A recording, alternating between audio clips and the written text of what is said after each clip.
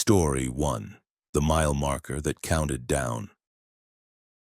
Robert Hayes had been driving 18-wheelers across the American heartland for 23 years, and in all that time he'd learned to trust the monotony of Interstate 80. The route from Sacramento to Omaha had become second nature to him, a ribbon of asphalt he could navigate half asleep. But on the night of September 14, 2022, that familiar stretch of highway taught him that some roads remember things they shouldn't, and some miles are longer than others.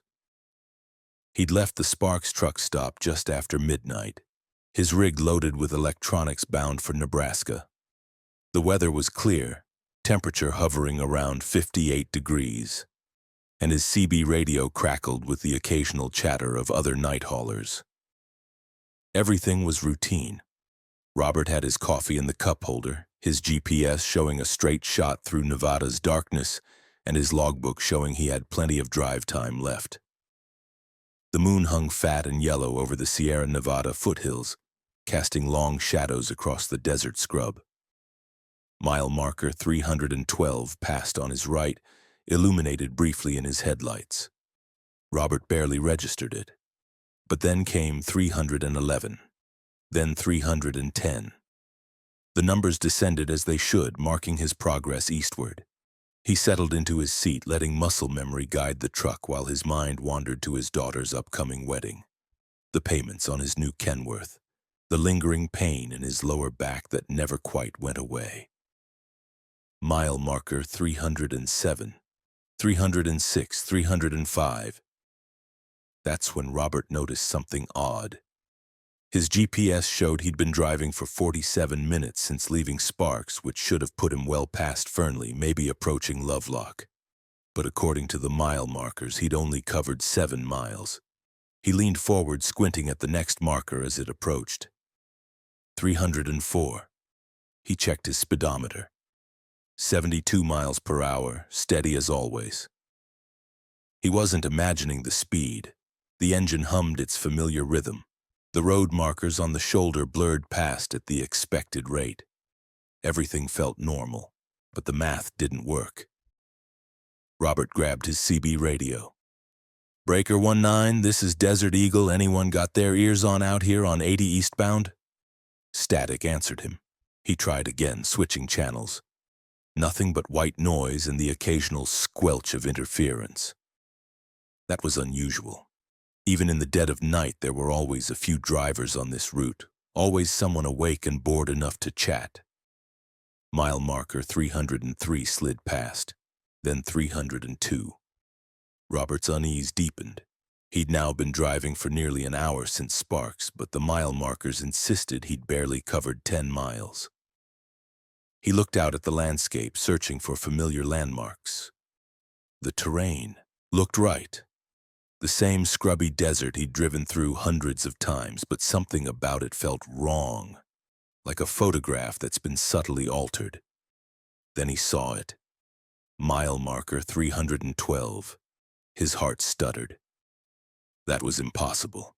He'd passed that marker almost an hour ago, right after leaving the truck stop. But there it was, caught in his headlights, the reflective numbers clear and unmistakable.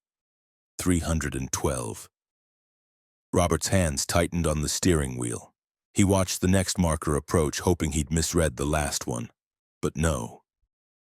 311 appeared exactly where it should be, following 312.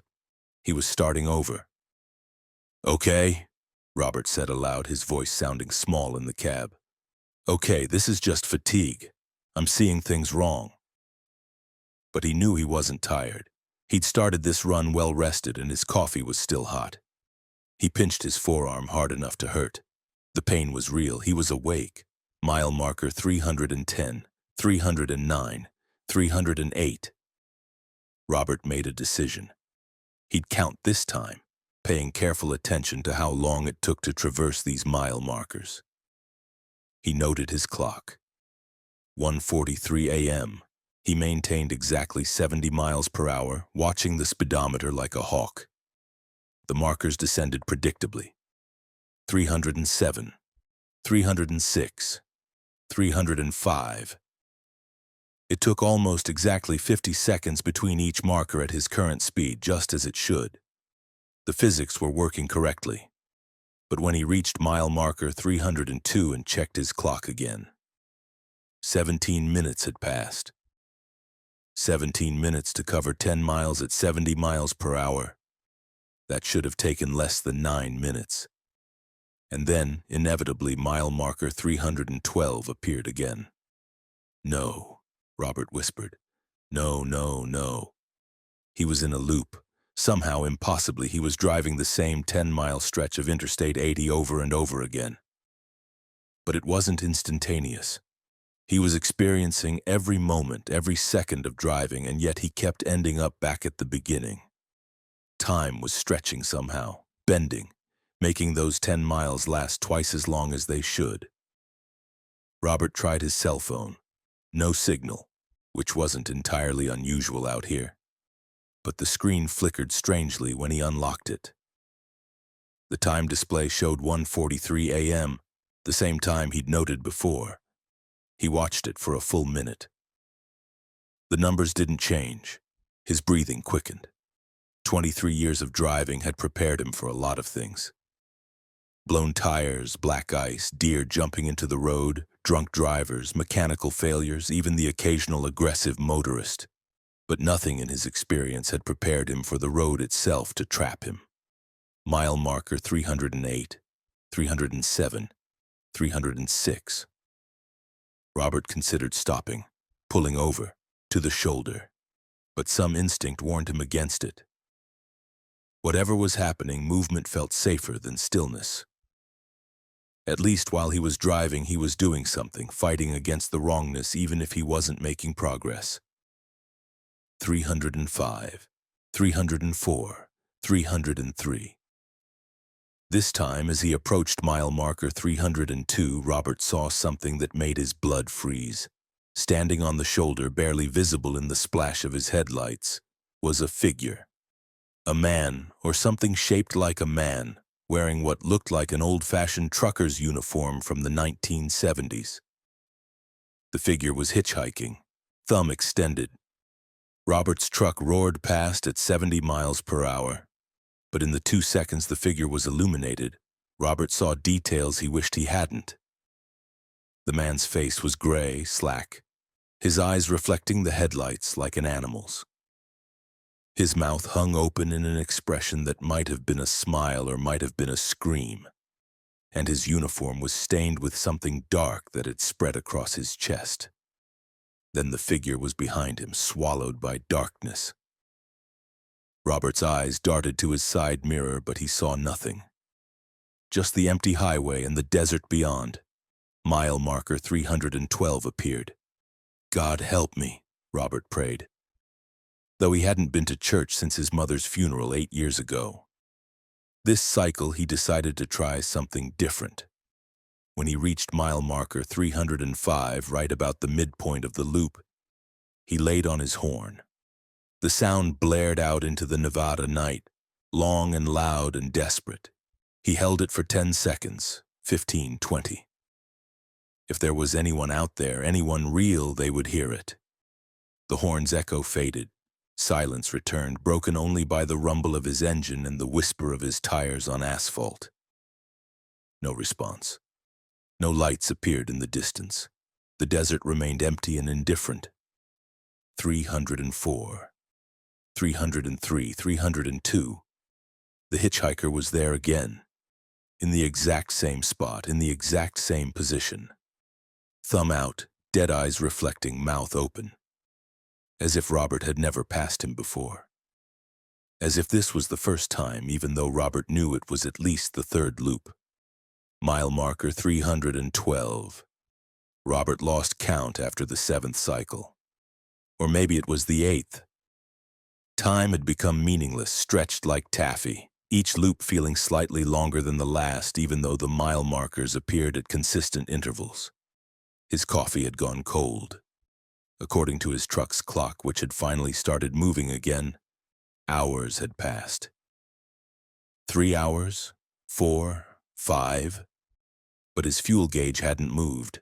That's what finally tipped Robert from fear into terror.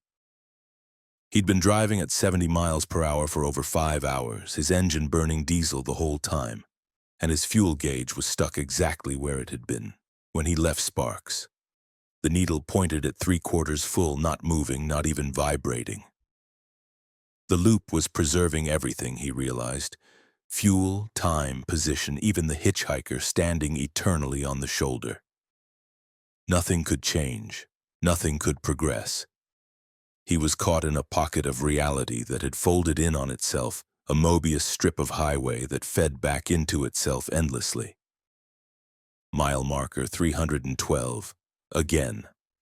Always again. Robert started talking to himself, narrating his actions just to hear a human voice. Passing 311 now. Speed holding at 70, no other traffic, sky still dark, should be sunrise by now, should be dawn. Why isn't it dawn? He was right. He'd left Sparks after midnight. Even accounting for the pre-dawn darkness of September, the sun should have started lightening the eastern horizon hours ago. But the sky remained perfectly, absolutely black. Not the natural darkness of night, but something deeper. The moon had disappeared. The stars had disappeared. There was only the black sky and the splash of his headlights on the road and the endless descending mile markers. 307, 306, 305. During what might have been the 15th loop or maybe the 20th, Robert tried something desperate. As he approached the hitchhiker at mile marker 302, he slowed down. His speedometer dropped from 70 to 60 to 50. He knew stopping felt wrong, but maybe slowing down enough to get a better look at the figure would tell him something, give him some clue about what was happening. At 40 miles per hour, details became clearer. The hitchhiker's uniform had a patch on the shoulder. Robert squinted, trying to read it. Desert Transport, it said. A company that had gone bankrupt in 1976. Robert knew because his own father had worked for them, had lost his job when they folded. The hitchhiker's face turned to follow Robert's truck as it passed. The movement was mechanical, precise, inhuman. And Robert saw something else. The dark stain on the uniform wasn't just on the chest. It was everywhere, covering the man from collar to belt, still wet-looking after what must have been decades. Robert accelerated hard, punching the gas, desperate to put distance between himself and that figure. His truck surged forward. Mile marker 312. "No!" Robert shouted. "No, I won't! I won't do this anymore!" But the road didn't care about his refusal. 311, 310, 309. The markers descended with mechanical inevitability, each one a countdown to the reset, each one bringing him closer to the hitchhiker and then back to the beginning. Robert's mind started to fracture around the edges. He caught himself laughing at nothing, then crying, then laughing again. He recited his daughter's phone number over and over, terrified he'd forget it. Forget her. Forget everything except this endless strip of highway. Then during a loop he couldn't number anymore, something changed. As he passed mile marker 307, his CB radio crackled to life. A voice emerged from the static, distant and distorted, but unmistakably human. "Can anyone hear me? Trapped on 80. Going in circles. Please. Someone." Robert grabbed the radio so hard his knuckles went white. Yes, I hear you. I'm trapped too. Can you hear me?" Hours now. Same 10 miles. Can't get out. Fuel won't drop. God, please, is anyone... "I'm here," Robert screamed into the radio. "You're not alone. I'm in the same loop. We're both here." But the voice continued as if it hadn't heard him, repeating the same desperate plea. And Robert realized with creeping horror that he was hearing a recording. Or not a recording exactly, but an echo. The voice was his own from previous loops, bouncing back through whatever twisted physics governed this place, his past self crying out to his future self in an endless chain of desperation. Mile marker 302. The hitchhiker stood waiting, Thumb out, dead eyes reflecting. 312. Reset. Robert stopped counting, stopped thinking. He simply drove, his body operating on autopilot, his mind retreating to a small, quiet place deep inside where the loop couldn't reach.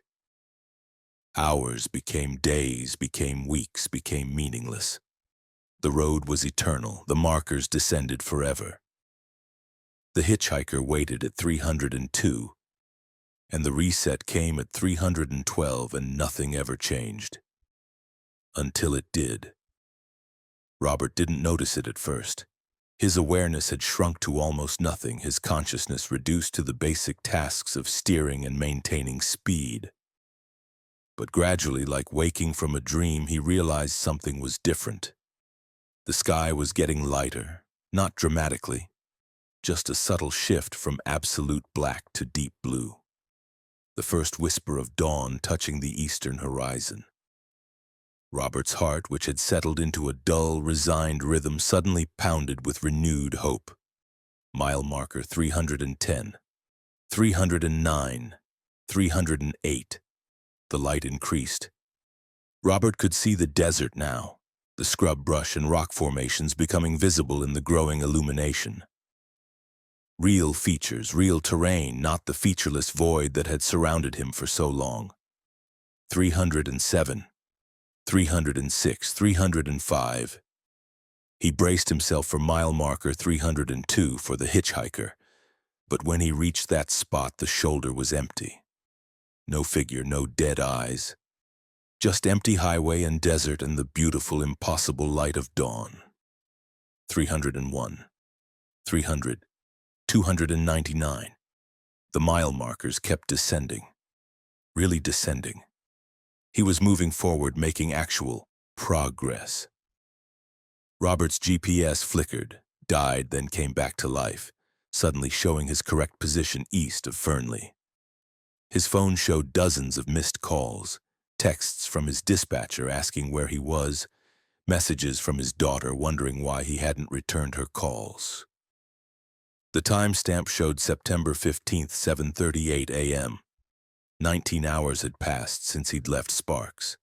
19 hours to cover 50 miles. His fuel gauge showed nearly empty despite having been locked at 3/4 full throughout the loop. The diesel had burned in real time somewhere, in some version of reality that had finally caught up. Robert pulled into the next truck stop he found, his hands shaking so badly he could barely control the wheel. He parked, shut down the engine, and sat in the sudden silence, staring at his hands, at the steering wheel, at the mundane reality of the parking lot around him. 2 other truckers stood by the fuel pumps, talking and laughing. A family unloaded from an RV. The sun shone warm and real and normal. Everything was exactly as it should be. Robert pulled out his logbook, staring at the blank spaces he should have filled during the night. How could he document this? What could he possibly write? Trapped in temporal loop, same 10 miles, 19 hours, no progress? They'd pull his medical certification, send him for psychiatric evaluation, end his career. He wrote, mechanical issues, pulled over, delayed arrival. A lie. But what was the truth worth when no one would believe it? Robert finished that run to Omaha, delivered his cargo, and returned to Sacramento. He never drove Interstate 80 through that stretch of Nevada again. He took routes that added hours to his trips, cost him money and extra fuel, made his dispatcher ask questions. He didn't care. Some roads, he learned, remember things. Some miles are hungry, and some loops, once you escape them, wait patiently for you to return. 3 years later, Robert Hayes retired early, selling his truck and leaving the life that had defined him for more than 2 decades. He still drives occasionally, local routes, daytime only, never at night. And he never ever passes mile marker 312. But sometimes, in his dreams, he's back in that loop. Driving forever through darkness, watching the numbers descend, waiting for the reset. And in those dreams, the hitchhiker is no longer standing on the shoulder. The hitchhiker is sitting in his passenger seat, thumbs still extended, mouth still open, asking for a ride that never ends. Story 2. The Voice Behind the Static. Margaret Chen had driven the night routes through Montana for 16 years, and she'd come to appreciate the vast loneliness of those journeys. The emptiness of Highway 94 between Miles City and Glendive was something she'd grown to cherish, a meditative stretch where the only companions were the stars above and the occasional antelope. Crossing the road. On the night of March 9th, 2023, that loneliness became something else entirely. She was hauling frozen goods from Billings to Fargo, her refrigerated trailer humming behind her Peterbilt as she cut through the darkness.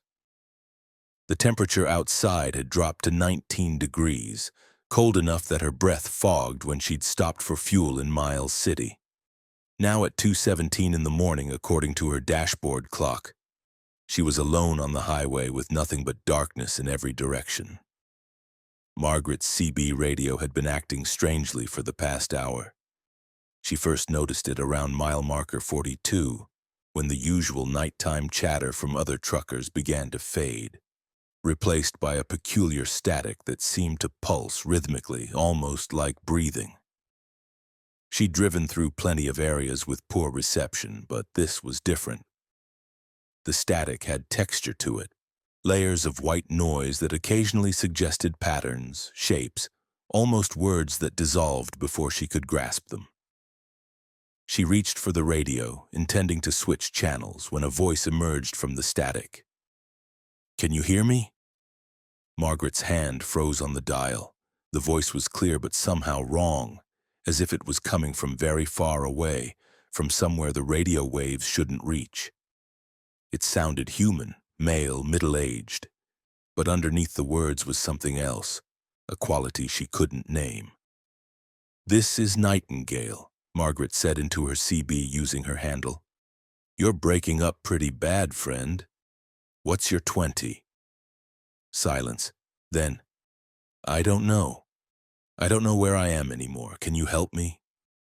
The fear in the voice was palpable, real, human. Margaret's professional instincts kicked in. Another driver in trouble, maybe lost, maybe broken down in this empty stretch where temperatures could kill you in a few hours. "I'm eastbound on 94, about 10 miles past Miles City.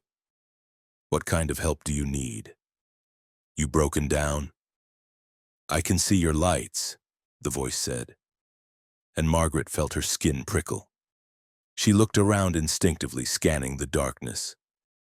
The highway stretched empty in both directions, her headlights illuminating nothing but pavement and painted lines.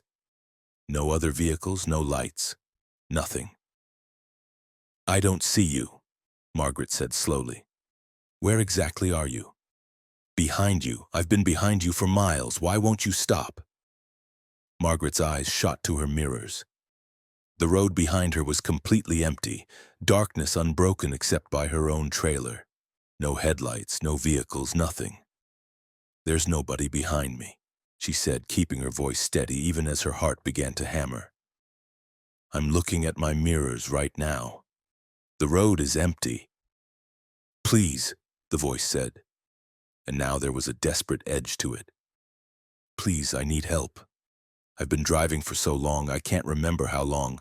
Days maybe, maybe longer. My family is waiting for me in Bismarck. I need to get to Bismarck, but I can't find the way. Can you lead me there?" Bismarck was in North Dakota, about 250 miles from Margaret's current position. "What company are you driving for?" she asked, trying to establish some concrete details. "What's your name?" "Russell," the voice said immediately. "Russell Brennan. I drive for Mountain States. Blue and white cab, trailer number 7472. I left Salt Lake City 4 days ago, or was it 5? I can't remember. Time feels wrong here." Mountain States was a legitimate company, Margaret knew. She'd crossed paths with their drivers dozens of times. "Russell, I'm going to call dispatch. Get someone to help locate you. What's your truck number?" "I can see your trailer," the voice continued as if she hadn't spoken. Refrigerated unit looks like. What are you hauling? Margaret didn't answer. She was looking at her CB radio with growing unease. The channel display showed she was on channel 19, the standard trucker frequency. But the signal strength indicator was fluctuating wildly, jumping from 0 to maximum and back again, even though the voice maintained consistent volume and clarity. "Russell," she said carefully, "I need you to do something for me. I need you to flash your headlights. High beams. Can you do that?" "I've been flashing them," the voice said, frustrated now. "For the past hour you haven't acknowledged it. Why won't you acknowledge it?" Margaret's mirrors showed only darkness, no lights, no flashing, nothing. She changed tactics. "Russell, what's the last mile marker you passed?" A pause. Then, "I don't know. I stopped looking at them. They weren't making sense. They kept repeating or going backward or showing numbers that shouldn't exist. I stopped trusting them." Something about those words resonated with Margaret on an instinctive level, raising alarms she didn't want to acknowledge. "What do you mean, numbers that shouldn't exist?" "Like 486, Russell said. "But this highway doesn't have a mile marker, 486. I checked my atlas. This highway only goes to about 240. But I saw 486, and 512, and 603. The numbers kept going up, even though I was driving east, even though I was making progress. How can you make progress if the numbers keep going up?" Margaret's throat went dry. She knew Highway 94 intimately. He was right. The highway didn't have markers that high. The highest she'd ever seen was somewhere around 230. "Russell," she said quietly, "what's the last town you remember passing?" Silence stretched for so long she thought the connection had been lost. Then, "I don't remember any towns. Just highway, just darkness, just driving. When was the last time I saw a town? I should have seen towns. Miles City, Glendive, Beach, Belfield, Dickinson. I should have passed. All of them. Where are they? Where did the towns go?" Margaret checked her GPS. It showed her position clearly, her route traced in purple across the screen. Glendive was ahead about 40 miles. Everything was normal. Everything except the voice on her radio claiming to be somewhere behind her, somewhere impossible. "I'm going to stop at the next truck stop," Margaret said, making her decision. "Terry, Montana, about 20 minutes ahead. You meet me there, Russell. We'll figure this out together." "Terry," the voice repeated. "Okay, yes, Terry, I'll try to find Terry. Will you wait for me?" "I'll wait," Margaret promised, even though every instinct screamed at her that there would be no one to wait for. She drove in silence for a while, the static returning to fill the void where Russell's voice had been. The landscape outside remained featureless, the kind of Montana emptiness that could swallow cities and barely notice. Margaret found herself checking her mirrors compulsively, looking for lights that never appeared. At 2:43 a.m., her CB crackled again. "I can't find the exit." Russell's voice sounded panicked now, ragged. "There's no exit. I'm looking for Terry, but there are no exits. Just highway, just endless highway. Where are the exits?" "Russell, calm down. I haven't reached Terry yet. Just keep driving east. You'll see the signs." "East," he repeated. "Yes, east. But which way is east? The sun should be rising soon, right? It's been night for so long. When will the sun rise?" "I need to see the sun. I need to know which way is east." Margaret glanced at the horizon. Still hours until dawn. "It's not even 3 a.m. yet, Russell. The sun won't rise until after 6. You've got time." 3 a.m., the voice said wonderingly. 3 a.m. What day?" "March 9th, Margaret said. "Thursday, March 9th, 2023. A sound came through the radio that might have been a laugh or might have been a sob. "March 9th. I left Salt Lake on March 1st. That was 8 days ago. 8 days. How did it become 8 days? It should have taken 2 days, maybe 3. Where did the other days go? Margaret's unease crystallized into something closer to fear. Russell, where exactly did you stop? Where have you been sleeping? Where did you stop for fuel? I haven't stopped, the voice said quietly. I haven't stopped at all. I can't stop. Every time I think about stopping, something tells me to keep driving. Something tells me that if I stop, I'll never start again.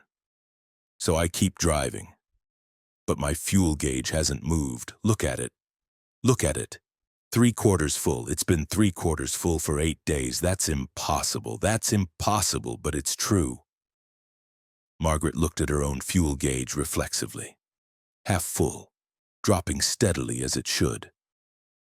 Normal. Everything about her journey was normal. Everything except this voice. Russell, I think you need medical help. I think maybe you're experiencing some kind of episode. Carbon monoxide, maybe, from a leak in your exhaust system. It can cause confusion, hallucinations, time distortion. You need to pull over safely and call for help. There's nowhere to pull over, the voice said with terrible certainty. I've been looking. There's no shoulder. The highway just continues with embankments on both sides, steep embankments dropping into darkness. If I pull over, I'll roll. I'll die. So I keep driving. Margaret looked at the road around her. Clear shoulders on both sides, graded and maintained. Nowhere near as dangerous as he was describing. Russell, I'm on the same highway you are. There are shoulders, they're right here. You're not on the same highway, the voice said, and for the first time it sounded angry. You think you are, but you're not. You're on the real highway. The one that exists on maps, the one with towns and exits and shoulders. I'm on the other one. The one that runs underneath. The one that's always been there waiting. I found it somehow. I took a wrong turn, or I fell asleep at the wrong moment, or reality just shifted. And now I can't get back. There's no such thing as another highway, Margaret said firmly, trying to convince herself as much as him. You're disoriented, you're confused. But you're on the same road I am, you just need help. If we're on the same road, Russell said slowly, then why can't you see me? I can see you. Clear as day. I've been watching your truck for hours. I can see your license plate, Montana commercial. 7 Echo 2495. I can see your mud flaps. Your right brake light has a crack in the cover. I can see all of this. So why can't you see me? Margaret's blood turned to ice. Her license plate was correct. And her right brake light did have a crack in the cover. A minor damage she'd been meaning to fix for weeks. Details no one should know unless they were actually behind her. She looked at her mirrors again, desperately. Nothing. Darkness. Empty road. This isn't possible, she whispered. I'm losing you, Russell said, his voice starting to fade, breaking up. The static is getting worse. I can feel myself slipping further away. Please remember me. Remember Russell Brennan, Mountain States Transport Truck 7472. Tell my wife, tell Diane, tell her I tried to come home. Tell her I didn't mean to find this road. Tell her... The static swallowed his words. Margaret grabbed the radio. Russell, stay with me. But there was only white noise now, that strange pulsing static that sounded almost like breathing. Margaret cycled through channels frantically, trying to pick up his signal again. Nothing. He was gone. She drove in stunned silence for the next 20 minutes until the lights of Terry, Montana appeared ahead. The truck stop was small but welcoming, fluorescent lights bright against the darkness. Margaret pulled into the parking lot and sat in her cab for a long moment, trying to process what had just happened. Then she pulled out her phone and did something she'd never done in 16 years of driving. She called the Montana Highway Patrol. The trooper who took her call was professional but skeptical. Ma'am, you say you were talking to another trucker who claimed to be behind you, but you couldn't see him? I know how it sounds, Margaret said. But he knew details about my truck he shouldn't have known. And he said he'd been driving for 8 days straight. His name is Russell Brennan, Mountain States Transport. Can you check if there's a missing person report or if one of their trucks is overdue? There was typing on the other end, a long pause. Then, "Ma'am, I'm showing a Russell Brennan, age 47, reported missing by Mountain States on March 3rd. He left Salt Lake City on March 1st, never arrived at his destination in Bismarck. His truck hasn't been located. There's an active search, but so far nothing." Margaret's hands trembled. He was on Highway 94. He was talking to me. He was right behind me. "Ma'am, we've had aircraft searching this route for days. If there was a truck out there, especially one with its lights on, we'd have spotted it. There's nothing." "I'm telling you what happened," Margaret insisted. "I spoke with him for nearly half an hour. He described my truck perfectly. He's out there somewhere. We'll make a note of your report," the trooper said gently, "and we'll intensify the search of this area. But ma'am, between you and me, we've had reports like this before. Drivers hearing voices on the CB, voices that shouldn't be there. It's this stretch of highway. Something about the emptiness, the darkness, the isolation. It plays tricks on people's minds.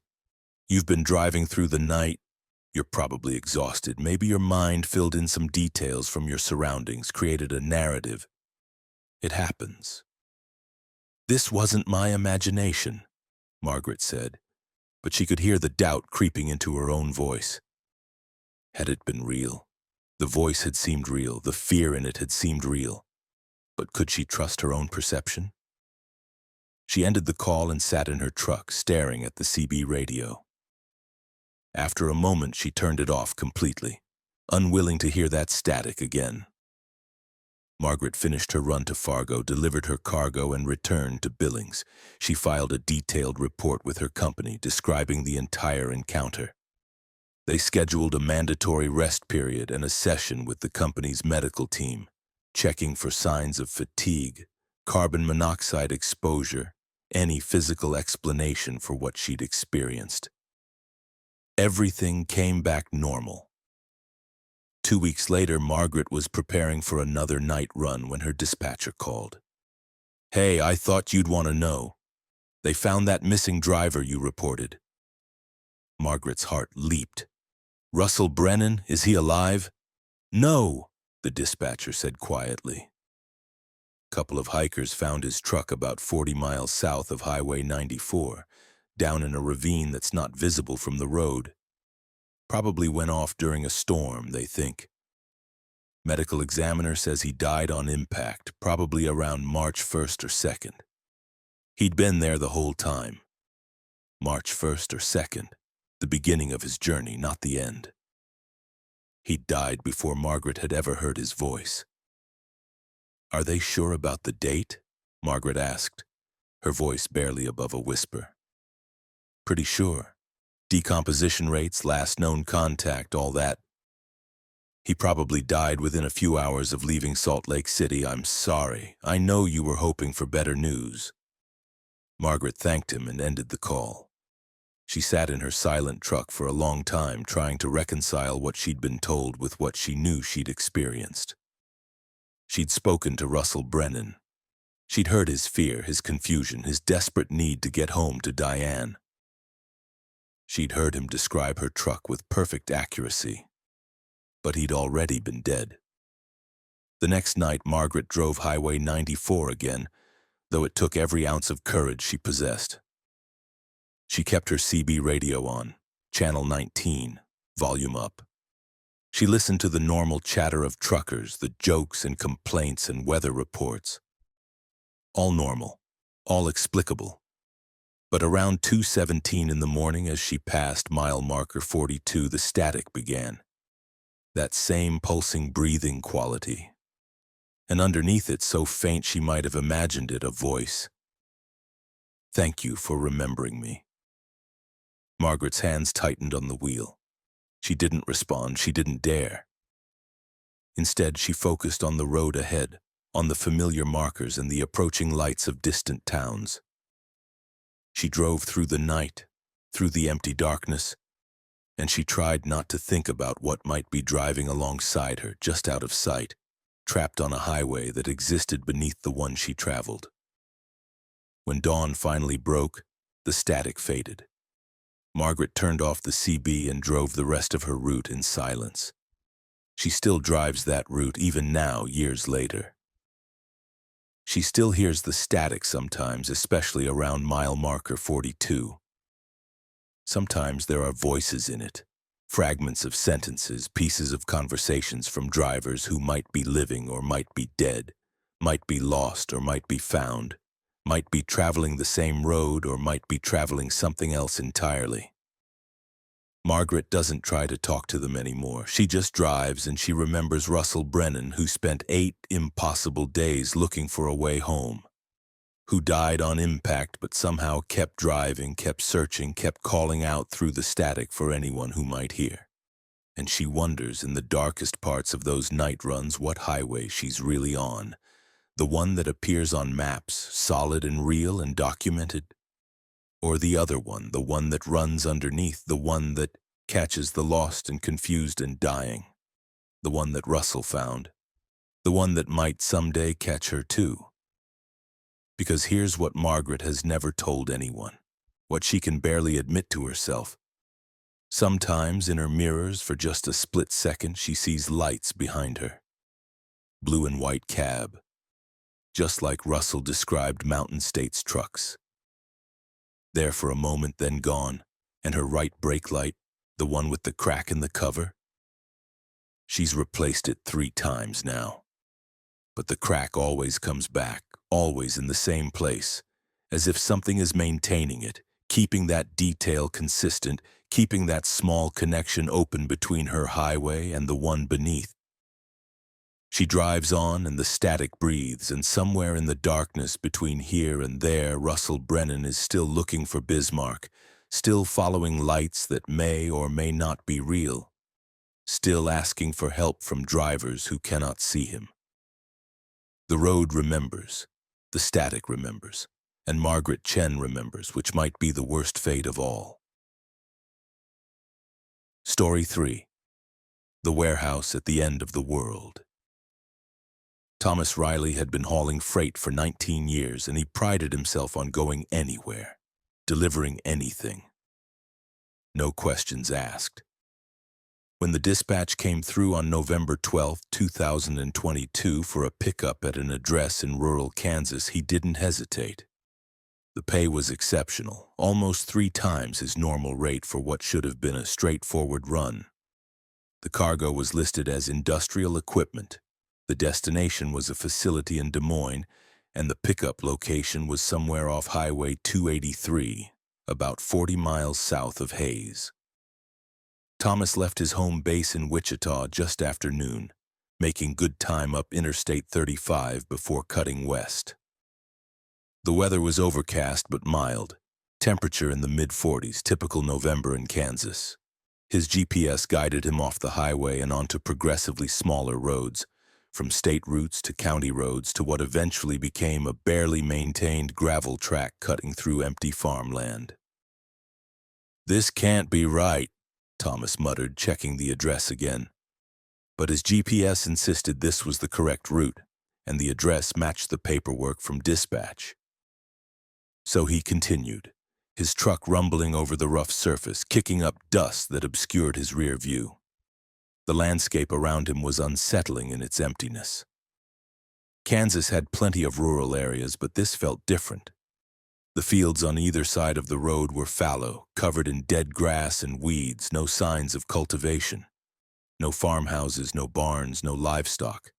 Just empty land stretching to the horizon under a gray sky that seemed to press down like a weight.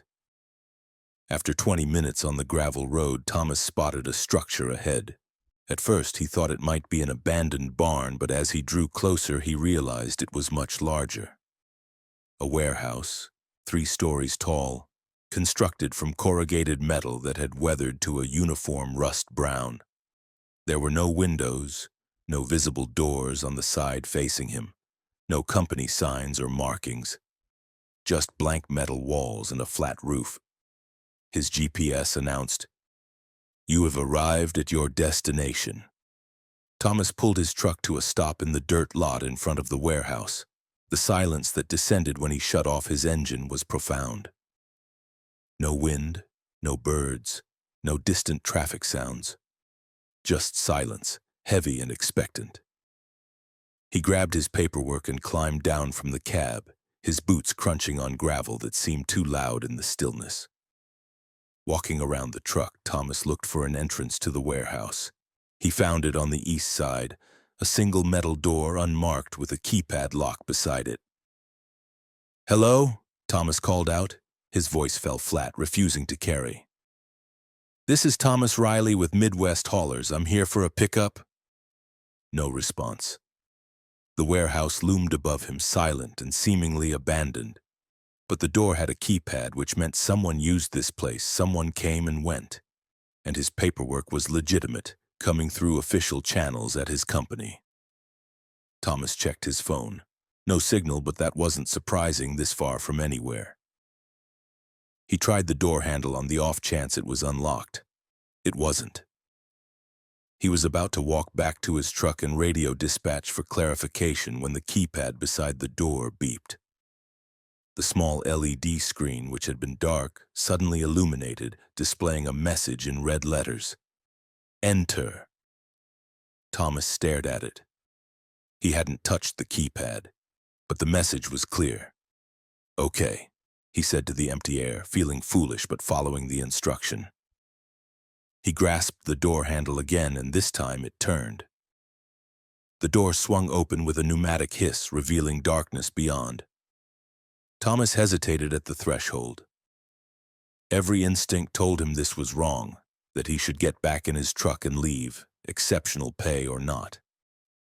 But 19 years of professionalism and pride in completing any job pushed him forward. He'd been in thousands of warehouses, loading docks, facilities. This was just one more, even if it was a bit unusual. He pulled out his phone and activated the flashlight, then stepped inside. The beam of his phone light cut through absolute darkness, revealing a vast open space. Thomas could barely see the far walls, but he got an impression of enormous size, much larger than the exterior suggested. The floor was concrete, clean and unmarked. The air smelled of nothing, not dust or chemicals or machinery, just an antiseptic absence of smell. Behind him, the door swung shut with a solid thunk. Thomas spun, reaching for it, but there was no handle on the interior side. The door had sealed seamlessly with the wall, barely visible even with his light on it. "Okay," Thomas said, his voice tight. "Okay, this is not good." He walked forward, sweeping his phone. Light around, looking for another exit. For lights. For the cargo he was supposed to pick up. For any sign of human presence. His footsteps echoed strangely. The sound bouncing back from what should have been nearby walls but sounded much farther away.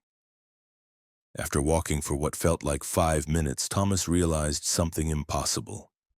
He should have crossed the entire width of the warehouse by now based on its exterior dimensions. But he was still surrounded by darkness, still walking across empty concrete with no walls in sight. He turned around, intending to walk back to where the door had been, but his phone light revealed only more empty space.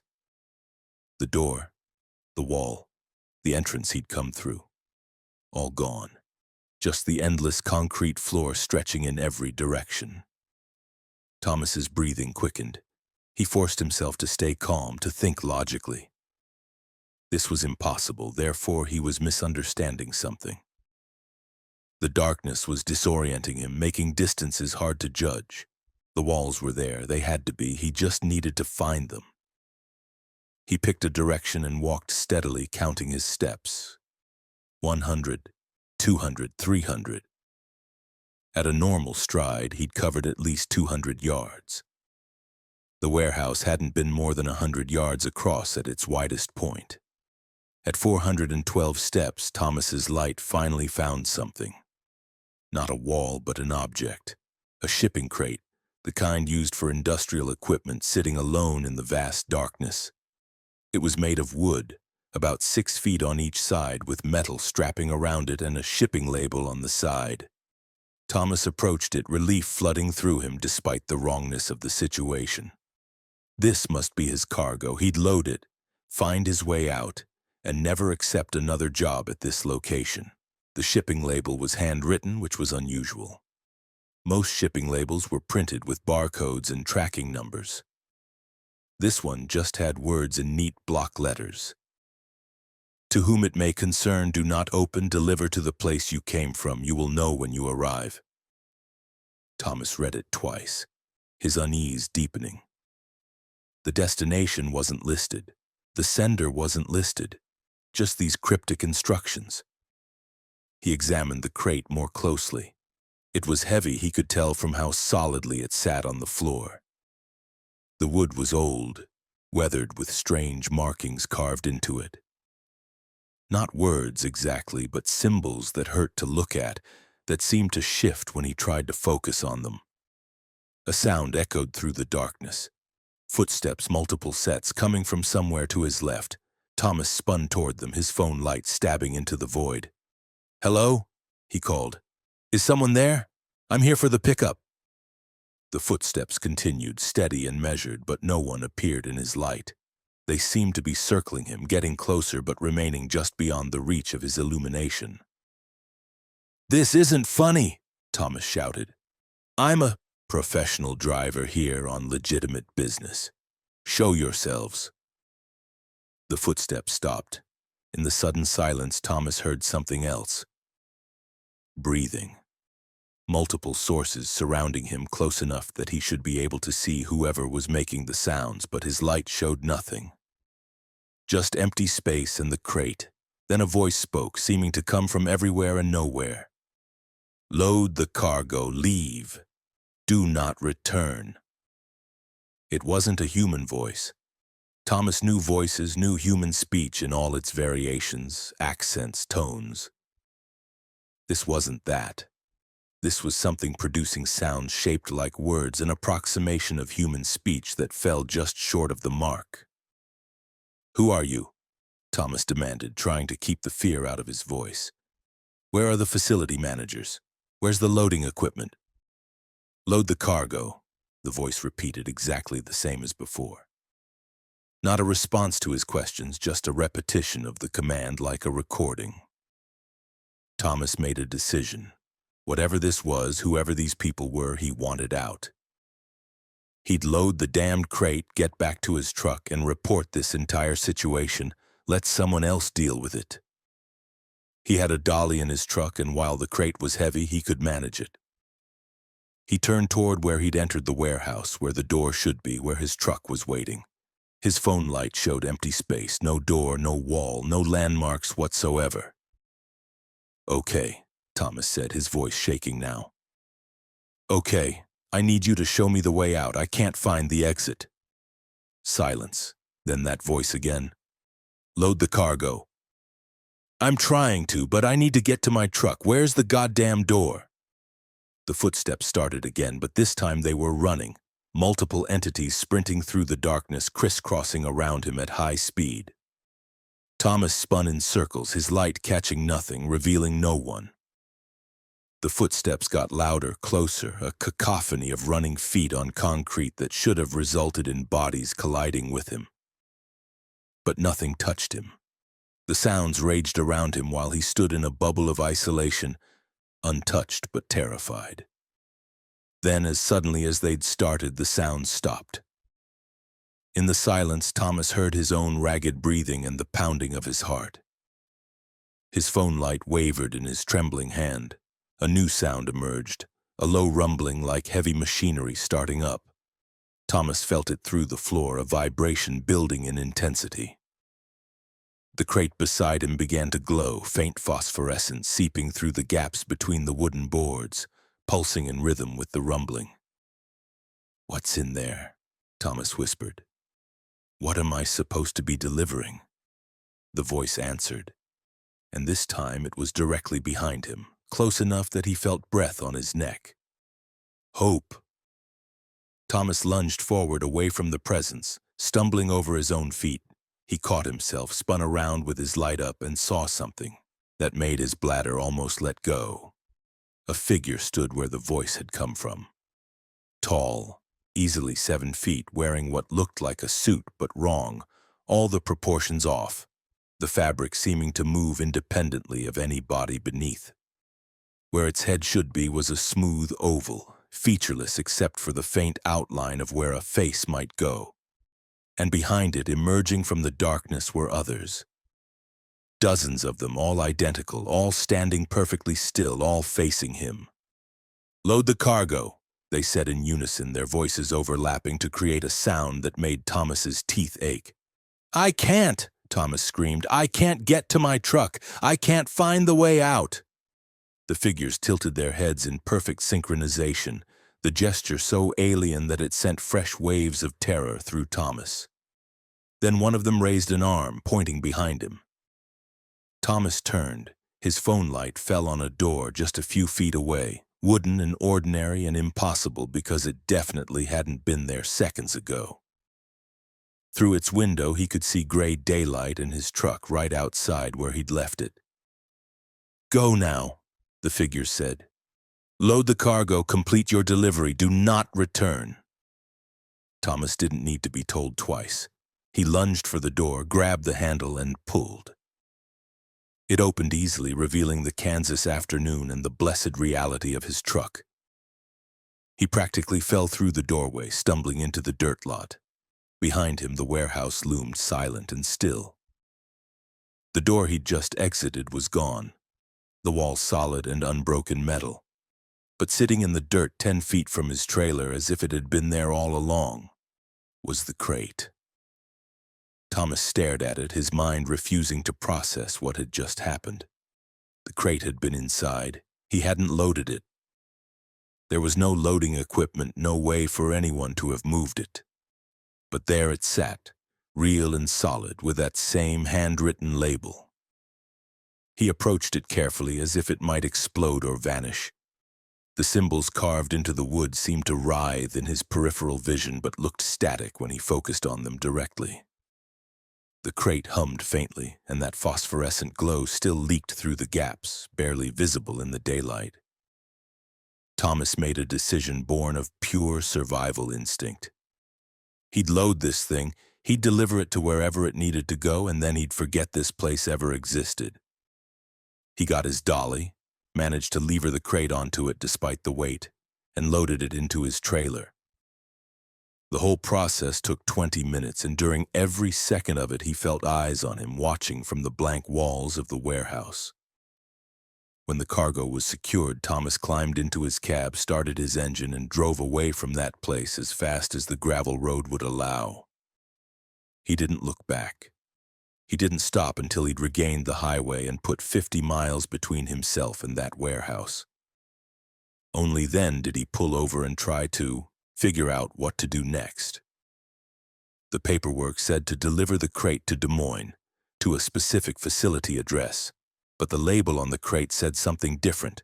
"Deliver it to the place you came from, and you will know when you arrive." Thomas sat in his truck for a long time, engine idling, trying to decide. Finally, he chose to trust the label. Whatever was in that crate, whatever those things in the warehouse were, they wanted him to deliver the cargo to a specific place. And despite his terror, despite every reasonable instinct, Thomas believed that completing this delivery was the only way to end this nightmare. He started driving east with no clear destination, just following an intuition he didn't understand. Hours passed. The sun set. Thomas drove through the darkness, and gradually he became aware of a pull, a subtle sense of direction that had nothing to do with his GPS or his knowledge of the roads. Something was guiding him, drawing him toward a specific location. At 3:27 in the morning, Thomas found himself on a rural road outside Topeka, Kansas.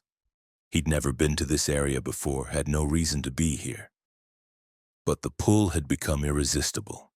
and when he rounded a curve and saw the building ahead, he knew he'd arrived. It was a church. Small, old, probably abandoned based on the overgrown yard and broken windows. A white wooden structure with a crooked steeple sitting alone in empty farmland. Thomas pulled his truck to a stop in front of it. The moment his brakes engaged, he felt the pull release like a rubber band snapping. This was the place. This was where the cargo needed to be. He got out and opened his trailer. The crate sat there, glowing brighter now, the phosphorescence clearly visible even with his trailer lights on. The hum had increased too, a sound he felt in his bones. Thomas dragged the crate out using his dolly, grunting with the effort. He wheeled it up to the church doors, which stood slightly ajar. Without hesitation, without really understanding why, he pushed through the doors and into the building. The interior was gutted, pews gone, floor covered in debris and leaves.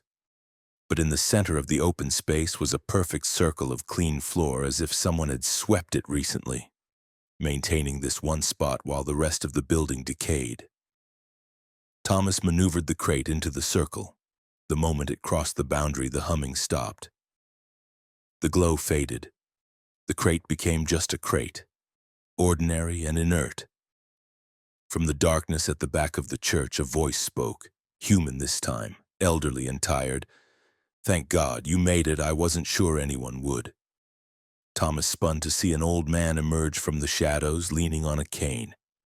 He was thin, dressed in what might have once been priest's clothing, now tattered and stained. "Who are you?" Thomas demanded. "What is this?" "My name's not important," the old man said, approaching the crate with obvious reverence. "I've been waiting for this for 30 years, ever since I made the mistake of opening the first one." "The first one?" Thomas echoed. "There are places," the old man said, not really answering, "that exist in the margins, between what is and what might be. That warehouse is one of them. It sends out cargo sometimes, deliveries that need to be made. Most drivers never find it. But some do, and when they do, they have to complete the delivery. It's the only way." "The only way to what?" Thomas asked, though part of him didn't want to know. "To keep the door closed," the old man said simply. He placed his hand on the crate, and Thomas saw tears in the elderly eyes. "There are things waiting on the other side of that warehouse, things that want to come through. This cargo, these deliveries, they're part of a lock. A system. As long as the deliveries are made, as long as someone completes the circuit, the door stays closed. But if a delivery fails, if the cargo isn't placed in the right spot..." He didn't finish the sentence. He didn't need to. "Why me?" Thomas asked quietly. "Why was I the one who found that place?" "Because you were willing," the old man said. "Because you said you'd go anywhere, deliver anything. That intent, that willingness, it's what the warehouse looks for. It needs someone who'll complete the task, no matter what." Thomas thought about his pride in finishing any job, in never turning down an assignment. The very quality he'd valued most in himself had marked him for this. "What happens now?" he asked. "Now you leave," the old man said. "You drive away. You finish your normal routes. You live your life. You won't remember the exact details after a while. The specifics will fade. But you'll know deep down that you did something important. Something that mattered." "Will I have to do it again?" Thomas asked, dreading the answer. "Maybe," the old man said honestly. "The warehouse chooses its drivers carefully. Once you've completed a delivery, it knows you're reliable. It might call on you again. Or it might not. There's no way to know." Thomas wanted to argue, to refuse, to declare that he'd never go back to that horrible place. But looking at the old man's face, at the weight of 3 decades of knowledge in those eyes, he understood that refusal wasn't really an option. Some things, once you'd seen them, came with obligations. He left the church without another word, got back in his truck, and drove away. The sun was starting to rise, painting the Kansas sky in shades of orange and pink. Normal, beautiful, real. Thomas never went back to that church. He never found the warehouse again, though he occasionally found himself on lonely roads that felt like they might lead there. The memory of that day did fade, as the old man promised, becoming dreamlike and uncertain. But the core of it remained, the knowledge that he'd delivered something important, something that had kept a door closed. 3 years later, Thomas retired from driving. He told people it was his back, or his age, or his desire to spend more time with family. But the truth was simpler and more complex. He was afraid that one day his GPS would route him down a gravel road to a rust-brown warehouse, and he'd have to make that journey again. He still gets calls sometimes from numbers he doesn't recognize. He never answers them, because he knows with absolute certainty that if he did, a voice would give him an address. And despite everything, despite his fear and his better judgment, he'd write down that address. And he'd go. Because some doors need to stay closed and someone has to deliver the locks. Story 4. The Truck That Drove Itself. Vincent Marsh had been driving for Cascade Freight for 12 years, and he'd learned to spot problems before they became disasters. On the morning of August 6, 2023, when he arrived at the yard in Portland to pick up his assigned truck, he knew immediately something was wrong.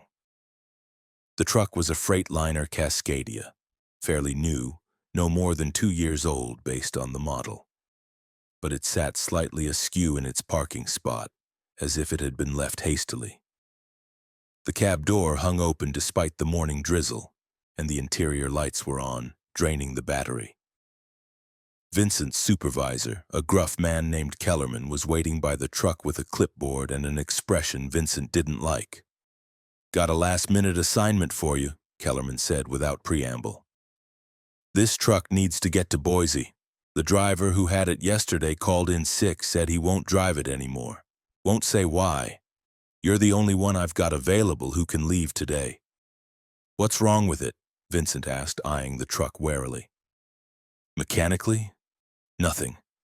It passed inspection 2 days ago. Everything functions perfectly." Kellerman's tone suggested there was more to the story. "But," Vincent prompted. Kellerman shrugged uncomfortably. "Driver said it was doing things, weird things. Accelerating on its own, brakes engaging when he wasn't touching them, the steering wheel moving. He said it felt like the truck was fighting him." Vincent frowned. "Sounds like a computer problem. These new trucks are full of electronics, probably just needs a software reset." "That's what we thought. We had our best mechanic go over it yesterday afternoon. He couldn't find anything wrong. Said all the systems are functioning normally, no error codes, nothing. But then last night the security footage showed something odd." Kellerman pulled out his phone and showed Vincent a video. The angle was from the yard's security camera, showing the line of parked trucks. The timestamp read 10:47 p.m. As Vincent watched, the Freightliner's headlights turned on by themselves, then off, then on again. The pattern repeated for about 30 seconds before stopping. "Could be a short in the electrical system," Vincent said, though he could hear the doubt in his own voice. "Could be," Kellerman agreed. "But the mechanic checked that too. Wiring's fine. Look, I need this truck in Boise today. The cargo's already loaded, time-sensitive medical supplies. You drive it there. If you notice anything genuinely dangerous, you pull over and call it in. But if it's just some quirks in the electronics, I need you to complete the delivery. Can you do that?" Vincent looked at the truck again. In the gray morning light, it looked ordinary enough. Just another Freightliner, one of hundreds he'd driven over the years. And time-sensitive medical supplies meant people were depending on this delivery. "Double pay for hazard duty," Vincent said. Kellerman grimaced but nodded. "Done. Just get it there." Vincent accepted the keys and the paperwork. then walked around the truck doing his standard pre-trip inspection. Tires, lights, trailer connection, everything looked normal. He climbed into the cab, noting that the interior smelled faintly of the previous driver's cologne and coffee. The seat was adjusted too far forward for Vincent's height, and the mirrors were all wrong. He started his usual routine, adjusting everything to his preferences, checking the gauges and controls. The engine started smoothly, rumbling to life with the familiar diesel sound. All the dashboard indicators showed green. Everything was normal. Vincent pulled out of the yard just after 7 a.m., merging onto Interstate 84 eastbound. The rain had lightened to a misty drizzle, typical August weather for Portland. Traffic was moderate, morning commuters heading into the city while he headed out. For the first hour, everything was fine. The truck handled normally, responded to his inputs as it should. Vincent started to relax, thinking the previous driver had just been jumpy, maybe falling asleep at the wheel and confabulating an explanation for his mistakes. Then at mile marker 63, approaching the town of Hood River, the radio turned on by itself. Vincent's hand jerked toward the power button, but he stopped himself, watching. He hadn't touched anything. The radio had been off, completely off, and now it was on, set to an AM frequency that produced only static. The volume increased slowly, the white noise growing louder. Vincent turned it off manually, the static cut out, leaving blessed silence. 2 miles later, it turned on again. Same station, same static, same gradual volume increase. "Okay," Vincent said aloud. "Electrical problem, just like I thought." He turned it off again, then used the manual controls to disable the radio completely, pulling the fuse from the panel. That should prevent it from turning on by itself. But 5 miles later, the static returned. Somehow, impossibly, the radio was playing again despite the missing fuse. Vincent stared at it, his skin prickling. That shouldn't be possible. Without the fuse, there was no power to the radio, and yet he could clearly hear the static filling the cab. He reached for the volume knob, but before he could touch it, the static resolved into a voice. Male, middle-aged, speaking urgently. "Don't let it take you off the highway. Stay on the main route. Don't follow the suggestions." "What suggestions?" Vincent asked the empty cab, immediately feeling foolish for responding to a voice on the radio. As if answering him, his GPS screen flickered. The route it had been displaying vanished, replaced by a new one showing a detour onto Highway 35, which would take him north toward Washington instead of east toward Boise. Vincent ignored it, keeping his eyes on the highway. The GPS recalculated, insisting he take the next exit. An artificial voice announced, "In 1 mile, take exit 62 toward White Salmon." "No," Vincent said firmly. "I'm staying on 84. The GPS recalculated again, more insistently. "Take exit 62, take exit 62. The voice had taken on a strange quality, repeating too fast, overlapping itself. Vincent reached over and shut off the GPS. He had maps in his bag, and he knew this route anyway. He didn't need electronic navigation. The exit for Highway 35 appeared ahead. Vincent stayed in his lane, maintaining speed, driving past the exit without slowing. That's when the truck tried to take control. The steering wheel jerked left in Vincent's hands, pulling hard toward the exit. Vincent fought it, muscles straining, forcing the wheel back to center. The truck resisted like a living thing, the wheel vibrating and jerking under his grip. "What the hell?" Vincent shouted, both hands now locked on the wheel, his entire body braced against the seat. The truck wanted to exit, wanted it with an almost desperate intensity. For a terrifying few seconds, Vincent wasn't sure he could keep it on the highway. Then, as suddenly as it started, the resistance stopped. The steering returned to normal, responsive and easy. Vincent had overcorrected slightly, and he quickly adjusted, checking his mirrors to make sure he hadn't drifted into another lane. The other vehicles around him continued on normally, unaware of his struggle. Vincent's heart hammered against his ribs. His hands were shaking on the wheel, slick with sweat. That had been real. That had been undeniably, terrifyingly real. The truck had tried to force him off the highway. He should pull over. He should call Kellerman, report this, refuse to continue. But even as he thought it, Vincent knew he wouldn't. Maybe it was pride or stubbornness or the simple fact that he'd committed to this delivery. Or maybe it was something else. A growing curiosity about what exactly was happening with this truck. The radio, still playing despite the missing fuse, crackled. The voice returned. "Good. You stayed on the route. Keep doing that. Don't let it deviate. The main highway is safe. Anywhere else..." The voice dissolved into static. "Who are you?" Vincent asked. "What's going on with this truck?" No answer. Just static, gradually fading until silence returned. Vincent drove on, hyper-alert now, watching for any sign of anomalous behavior. The truck seemed normal for the next 20 miles, handling smoothly, responding to his commands. But Vincent no longer trusted it. He kept both hands firmly on the wheel, ready for another attempt to hijack his steering. At mile marker 93, the GPS turned itself back on despite having been manually shut off. It displayed the main route to Boise, which was correct, but the arrival time kept changing. First it showed 6 hours, then 3, then 12, then 45 minutes, the numbers cycling through impossible calculations. Vincent ignored it, focusing on the road and the traffic around him. He was approaching the Dalles where the Columbia River Gorge narrowed. The landscape here was beautiful in a harsh way. Steep cliffs and rushing water, wind strong enough to make handling a truck challenging. That's when all the truck's systems began speaking at once. The GPS announced directions in that overlapping, too-fast voice. The radio cycled through stations, fragments of music and talk shows and static blending into an incomprehensible noise. The CB radio, which Vincent hadn't even turned on, crackled to life with voices speaking in languages he didn't recognize. The dashboard screens flickered, displaying warnings and information in rapid succession.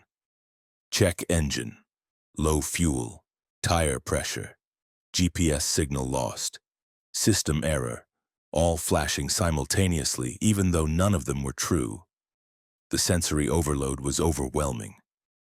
Vincent tried to focus on driving on the physical road ahead, but the cacophony of noise and flashing lights made it nearly impossible to concentrate. "Stop!" Vincent shouted. "Stop it now!" And incredibly, everything went silent. All the systems shut off at once, plunging the cab into relative quiet. Only the engine noise remained, and the whisper of wind past the windows. Vincent's breath came in ragged gasps. His hands ached from gripping the wheel. He realized he'd been holding his entire body rigid, every muscle tense. "Thank you," he said to whatever was listening. The radio turned on, just the radio this time, at a reasonable volume. The voice returned, clearer now.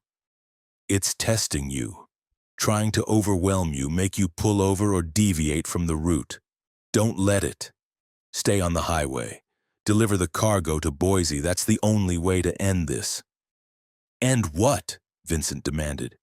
"What is this thing? What's wrong with the truck?" "The truck is fine," the voice said. "It's what's inside the truck that's the problem, the cargo. One of the containers, it shouldn't have been loaded. It's trying to get somewhere else, somewhere it's not supposed to be. The truck is just the vehicle it's using." Vincent felt a chill run down his spine. The cargo was medical supplies, or so he'd been told. Secure containers in his refrigerated trailer, locked and sealed. He couldn't access them while driving, couldn't check what was really back there. "What's in the container?" he asked, static. Then, "You don't want to know. Just deliver it to Boise. There are people there who can handle it, who know how to contain it. But you have to get it there.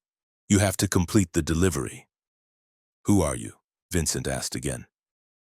"How do you know all this?" "I'm the driver who delivered it to Portland," the voice said quietly. 3 days ago. I didn't know what I was carrying either. I picked it up in Seattle from a facility that doesn't officially exist. They paid me extremely well to not ask questions. I thought it was just illegal pharmaceuticals maybe, or medical equipment being moved off the books. I didn't realize until I was halfway through the journey that the cargo was aware, that it had intentions. It tried so hard to make me deviate, to take it somewhere else. I barely made it to Portland. Thought I'd be free of it once I unloaded, but it stayed with me, in here. The driver tapped his head, and Vincent realized he could see the man now, sitting in the passenger seat. Translucent, barely there, but visible. Middle-aged, wearing a trucker's standard clothing, looking exhausted beyond measure. Vincent should have been terrified. He should have crashed the truck from sheer shock. But somehow the presence of another person, even a ghost, was comforting after the isolation and confusion of the past hour. "You died," Vincent said. It wasn't a question. 2 days ago, the ghost confirmed. I thought getting away from the truck would help. But the cargo had gotten inside my head somehow. The voices wouldn't stop. I couldn't sleep, couldn't think. Eventually, I just gave up. My wife found me in the garage. "I'm sorry," Vincent said, meaning it. "Don't be sorry," the ghost said. "Just finish what I couldn't. Get that thing to Boise. There's a facility there, government black site. They deal with objects and entities that don't fit the normal world. The cargo was supposed to go there originally, but something went wrong with the routing. It got diverted to Portland instead, so they loaded it on another truck, your truck, hoping this time it would get where it needs to go." "Why didn't anyone warn me?" Vincent asked, anger cutting through his fear. Why didn't Kellerman tell me what I was really carrying? "Because if you'd known, you wouldn't have taken the job," the ghost said simply. "And someone has to. That cargo can't just sit in a warehouse. It needs to be properly contained, properly studied. And it will try to prevent that with everything it has." As if to prove the point, the truck's brakes engaged suddenly hard. Vincent's body slammed forward against the seatbelt. The cargo shifted in the trailer behind him, and the truck decelerated from 70 miles per hour to 40 in seconds. Horns blared as the vehicles behind him swerved to avoid collision. Vincent fought the brakes, pushing the accelerator to the floor. The engine roared, straining against the engaged brakes, smoke beginning to rise from the wheels. For long seconds it was a stalemate, the truck fighting itself, acceleration versus braking. Then the brakes released, and the truck surged forward. Vincent lifted his foot from the accelerator, letting the speed gradually return to normal, checking his mirrors to make sure the vehicles behind him had recovered from his sudden deceleration. "It's getting stronger," the ghost said. "The closer you get to Boise, the more desperate it becomes. The last 100 miles are going to be bad." "Great," Vincent muttered. "Anything else I should know?" "Don't listen to any voice that claims to be me," the ghost said. "I can only appear for short periods, and I'm barely holding coherence now. If you hear me constantly, if I tell you to do things that would take you off route, it's not me. It's the cargo, imitating me." Vincent nodded, filing that information away. "How do I tell the difference?" "Ask me something only a real person would know. Something specific and immediate. The cargo can access memories and data, but it can't process context or emotion well. It's alien, fundamentally different from human consciousness." "Okay," Vincent said. Then, thinking quickly, "What was the first thing I said when I got in this truck?" The ghost smiled slightly. "Electrical problem, just like I thought. When you turned off the radio the first time." "Good enough," Vincent said. But even as he accepted this answer, part of his mind wondered if an entity that could control a truck's systems couldn't also monitor audio in the cab.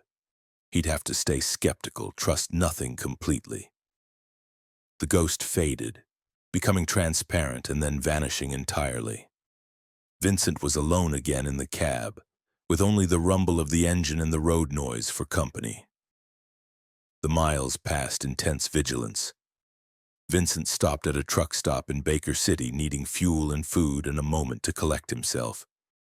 The truck behaved normally during the stop, all systems functioning correctly. But Vincent noticed other truckers giving his vehicle a wide berth, as if they could sense something wrong with it. One older driver made eye contact with Vincent and quickly looked away, his expression troubled.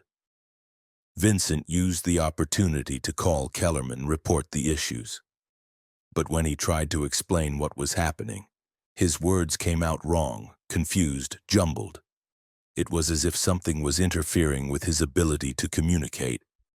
Kellerman, sounding frustrated, told him to just complete the delivery and they'd deal with any issues afterward. Back on the road, the truck attempted new strategies. The fuel gauge started dropping rapidly, suggesting he was running out of diesel even though he'd just filled up. Vincent ignored it, trusting his own memory. The speedometer showed him going 95 miles per hour when he was actually doing 70. The GPS routed him towards side roads and closed highways. All lies, all attempts to make him stop or deviate. He pushed on, his mind focused on a single goal. Boise. Get to Boise, deliver the cargo. End this. As the sun began to set and the lights of Boise appeared on the horizon, the truck made its final, most desperate attempt. All the systems failed at once. Engine, lights, brakes, steering, everything. The truck became a dead weight rolling down the highway at 70 miles per hour, completely unresponsive to any input. Vincent didn't panic. Years of experience kicked in. He used the truck's momentum and the slight uphill grade to gradually slow down, steering with tiny adjustments of the wheel even though it felt disconnected. He managed to guide the coasting truck onto the shoulder where it finally rolled to a stop. Silence descended. Vincent sat in the dark cab, his heart racing, wondering what would happen next. Then simultaneously every system came back online. Lights blazed. The engine roared to life though he hadn't touched the key. The GPS showed the correct route, all dashboard indicators green. On the GPS screen, text appeared that hadn't been there before. Facility located. Final delivery point, 0.7 miles. Proceed immediately. Vincent followed the directions, letting the truck almost drive itself now through industrial areas and past warehouses to a nondescript building surrounded by high fences and security gates. Armed guards approached as he pulled up. They didn't seem surprised to see him, didn't ask for identification, just waved him through to a loading dock. Within 15 minutes, the cargo was unloaded. Vincent never saw what was in the containers. The workers, all wearing hazmat suits despite the cargo supposedly being medical supplies, handled everything with extreme care and disappeared into the building. A man in a dark suit approached Vincent as he was preparing to drive away. "You did well," the man said without preamble. "Not everyone makes it." "What was I carrying?" Vincent asked. "Something that should never have been found," the man said. "Something that wants to be somewhere else, be something else. Your job was simply to prevent that. You succeeded." "The previous driver died," Vincent said. The man nodded gravely. "We know. We have counselors available if you need them. What you experienced today, it can linger. We can help with that." Vincent declined. He just wanted to leave, to put distance between himself and this place. He drove away in the now silent truck, all its systems behaving normally, and made it back to Portland by morning. He never drove that particular truck again. He requested different assignments, different routes, anything to avoid seeing it in the yard. And he never asked what happened to it, whether other drivers experienced similar incidents, whether whatever had been in that cargo still somehow influenced the vehicle. But sometimes, late at night when he's driving dark highways, Vincent hears a voice on his radio. The same voice that warned him, helped him. The ghost of a driver who failed his delivery and paid the ultimate price. The voice never says much, just offers brief warnings, small pieces of advice. And Vincent listens because he knows now that some cargo isn't just objects in boxes. Some cargo is aware, intelligent, malevolent, and some deliveries are battles between human will and inhuman intention. He won his battle, but he knows others are out there fighting theirs, and he can only hope they're as lucky as he was. The truck that drove itself is still in service as far as Vincent knows. Still carrying cargo, still being assigned to unsuspecting drivers. Still waiting for the next container that shouldn't have been loaded.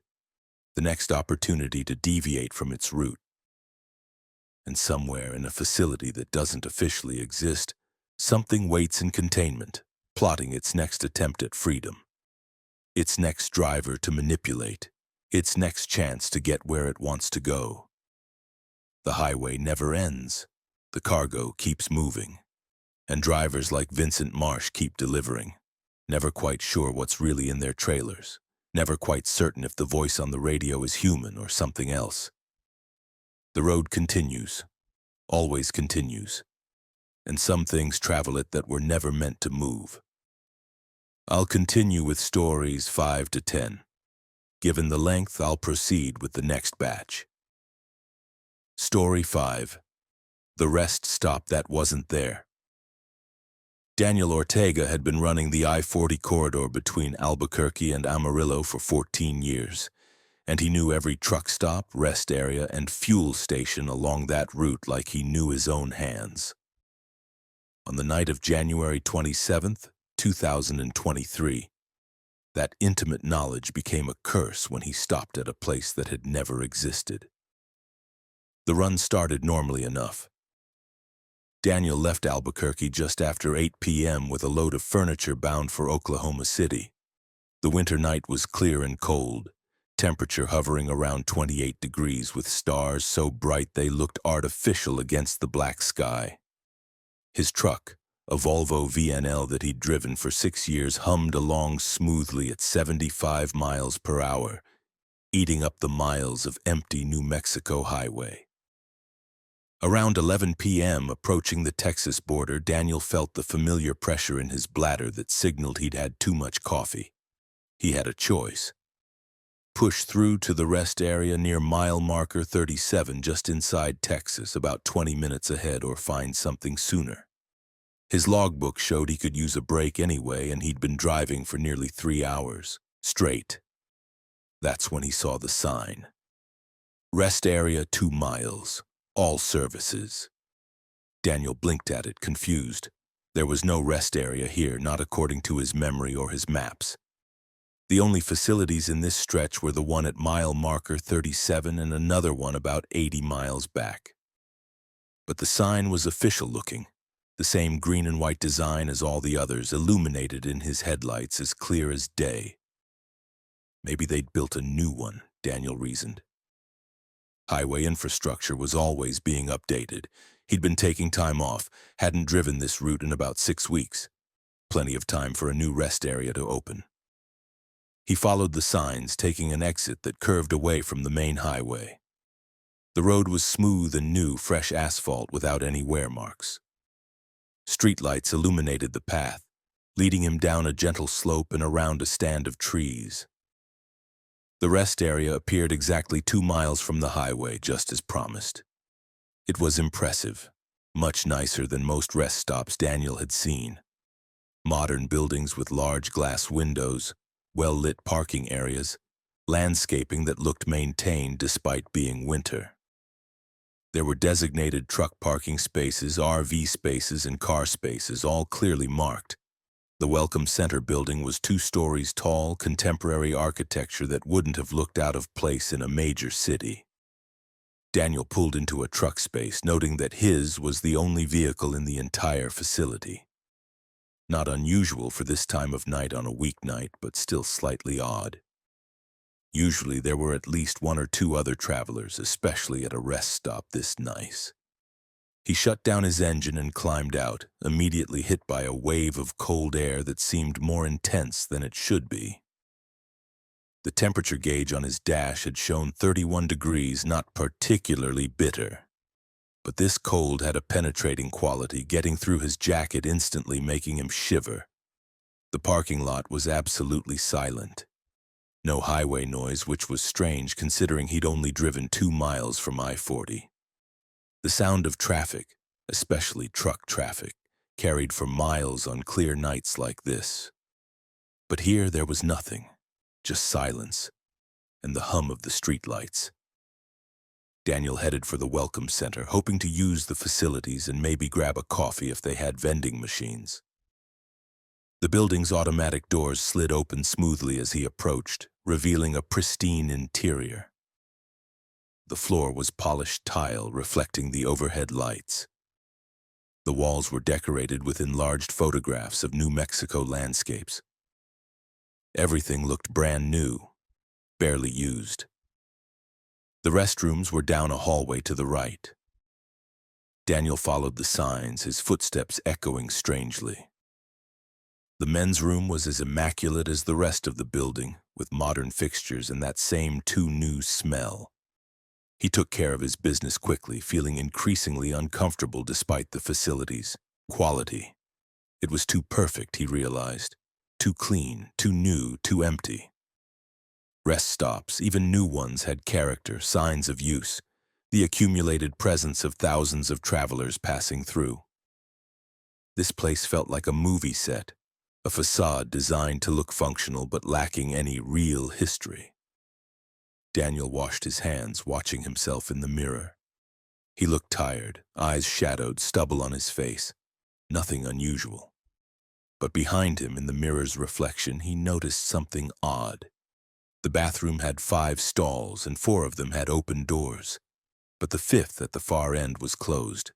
The indicator showed it was occupied. But Daniel was certain he'd been alone when he entered. He'd heard no one, seen no one, and there were no other vehicles in the parking lot. "Hello?" Daniel called out, his voice bouncing off the tile walls. "Someone in there?" No response. The stall door remained closed, perfectly still. Daniel approached it slowly, increasingly certain this was wrong. He knocked on the door. "You okay in there?" Silence. Then, just as Daniel was about to walk away, a voice from inside the stall. "Don't leave yet." The voice was wrong. Too flat, too emotionless, like a text-to-speech program trying to sound human. Daniel's instincts screamed at him to run, but some morbid curiosity kept him rooted. "Who are you?" Daniel asked. "A traveler," the voice said. "Like you. I stopped here. I've been here for a while now. It's important that you understand. This rest area doesn't exist." Daniel's mouth went dry. "What do you mean?" "Check your GPS," the voice said. "Check any map. Look for this rest area. You won't find it. It's not real.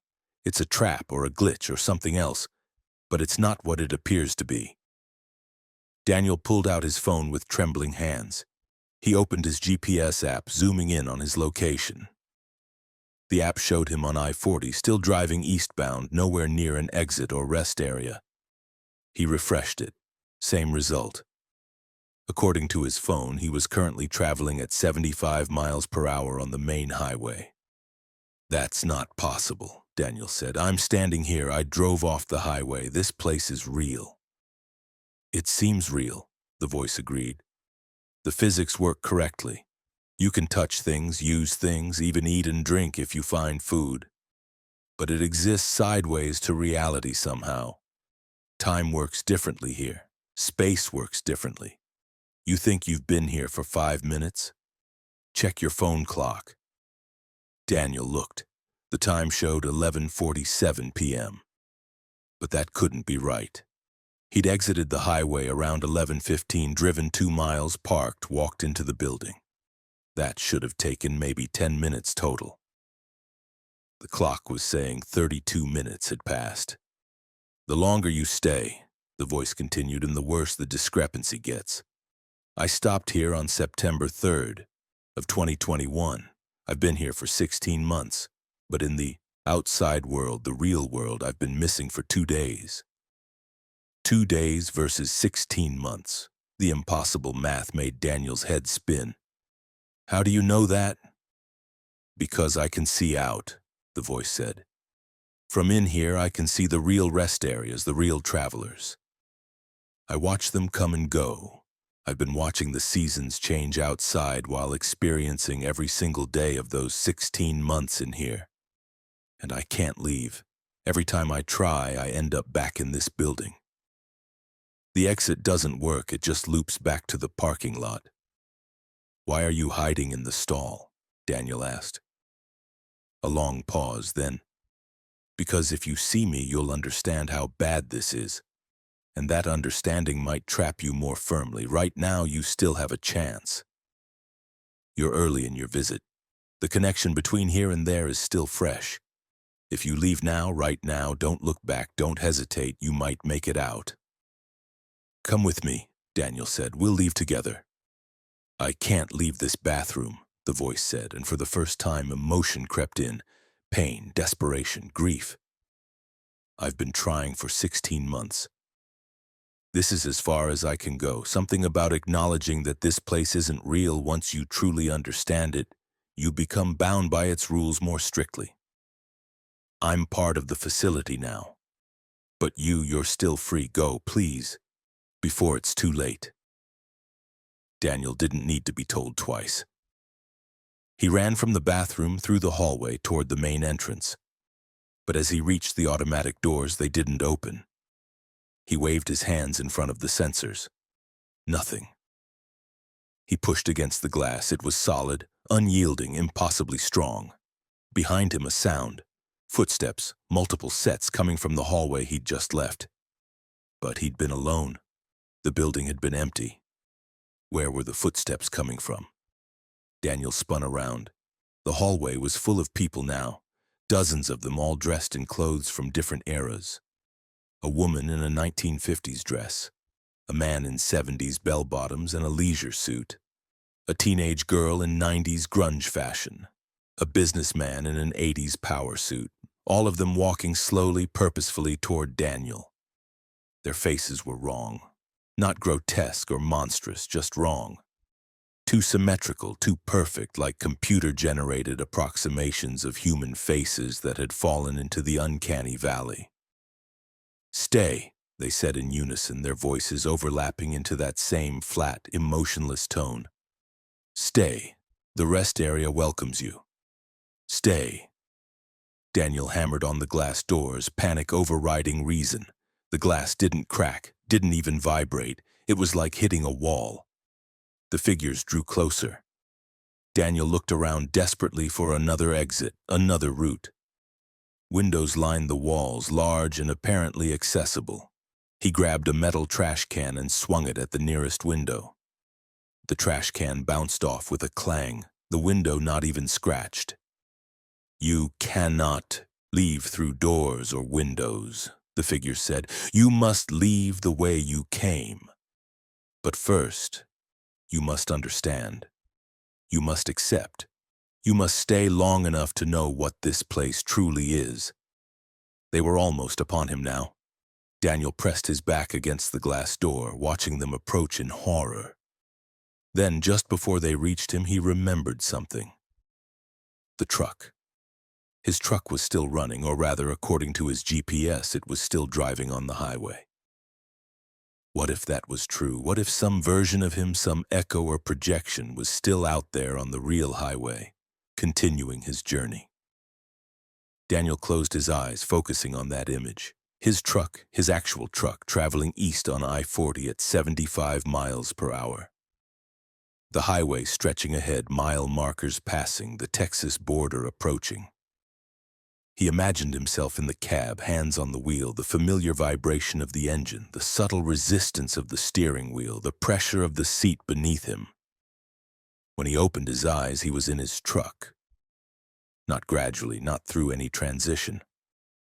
One moment he was in the rest area with those wrong figures reaching for him. The next he was back in his cab, driving as if he'd never left. The highway stretched ahead, exactly as it had before. His GPS showed his position on I-40 approaching mile marker 37. The dashboard clock showed 11:21 p.m. He'd left the highway at 11:15 according to his memory. 6 minutes had passed in the real world, but Daniel's coffee cup, which had been half full when he'd felt the urge to stop, was now empty. His phone battery, which had been at 83%, was down to 27%, and when he checked his logbook app, it showed a brake entry at a rest area that didn't exist, with a timestamp indicating he'd stopped for 38 minutes. Daniel's hands shook on the wheel. He wanted to pull over to stop and process what had just happened. But the urge to stop was suddenly terrifying. What if he stopped and couldn't start again? What if every rest area, every truck stop, every parking lot was potentially another trap? He kept driving, pushing through his exhaustion, his fear, his need to rest. He made it to Oklahoma City on nothing but adrenaline and terror, delivered his load, and immediately drove back to Albuquerque without sleeping. When he finally made it home and tried to tell his wife what happened, the words wouldn't come out right. He couldn't describe it coherently, couldn't make her understand. She thought he was having a breakdown, suggested he see a doctor, take some time off. Daniel did take time off, 2 months away from driving. When he finally returned to the road, he took different routes, avoiding that stretch of I-40 entirely. But the fear followed him. Every rest area made him anxious. Every truck stop felt potentially false. He started timing his brakes obsessively, checking his phone clock constantly, comparing it to his truck's clock, to his watch, looking for discrepancies. And sometimes, late at night when he couldn't sleep, Daniel researched missing persons. Truckers who disappeared without a trace on various highways across America. He found hundreds of cases, thousands maybe, going back decades. Drivers who'd called in from a rest stop and were never heard from again. Trucks found abandoned at facilities with no explanation. Security footage showing drivers parking, getting out, and simply vanishing. He found one case that made his blood run cold. A trucker named Michael Brenner had gone missing on September 3, 2021, on I-40 near the New Mexico-Texas border. The man's wife said he'd called her from a rest stop, said he was taking a break, and that was the last anyone heard from him. His truck was never found. He was never found. September 3, 2021, the date the voice in the bathroom had mentioned. Michael Brenner, a name that sounded similar to what the voice had said, though Daniel couldn't remember the exact name spoken. Daniel tried to find out more about Michael Brenner, but the information dried up after the initial missing person report. No updates, no new leads, no closure. Just another driver who'd stopped somewhere and never continued. Now, 2 years after his encounter, Daniel Ortega still drives trucks. He's successful, maintains his safety record, gets his loads delivered on time. But he carries something with him now. A knowledge that weighs heavier than any cargo. He knows there are places between places, rest stops that exist in the margins, facilities that catch travelers like flies in amber. He knows that time and space aren't as reliable as people think, that reality has thin spots where the rules change. And he knows that somewhere, in a rest area that doesn't exist, a driver named Michael Brenner is still waiting in a bathroom stall, warning any other travelers unfortunate enough to stop, telling them to leave before it's too late. Daniel drives past rest areas now, even when he needs to stop. He uses truck stops instead, preferring ones that are busy, populated, full of other drivers and obvious activity. But even those don't feel entirely safe, because he's learned that anywhere a driver stops, anywhere the momentum of the journey pauses, there's a risk. The road is safe as long as you keep moving. It's the stopping that's dangerous. The rest areas, the pauses, the moments of stillness. Those are where the thin spots wait, ready to catch you. ready to trap you in a place that seems real but isn't, that exists in 16 months while the world outside experiences only days. Daniel tells himself he escaped, but sometimes he wonders if that's true. Sometimes he checks his GPS and sees his position, sees himself moving along the highway, and wonders if that's real or if he's still back in that too-perfect facility, experiencing a 16-month hallucination of continued travel while his body and truck sit abandoned in a parking lot that doesn't officially exist. He has no way to know for certain. None of us do. We trust that the world we experience is the real one, that the places we stop are genuine, that time flows consistently and space behaves predictably. But Daniel Ortega knows better.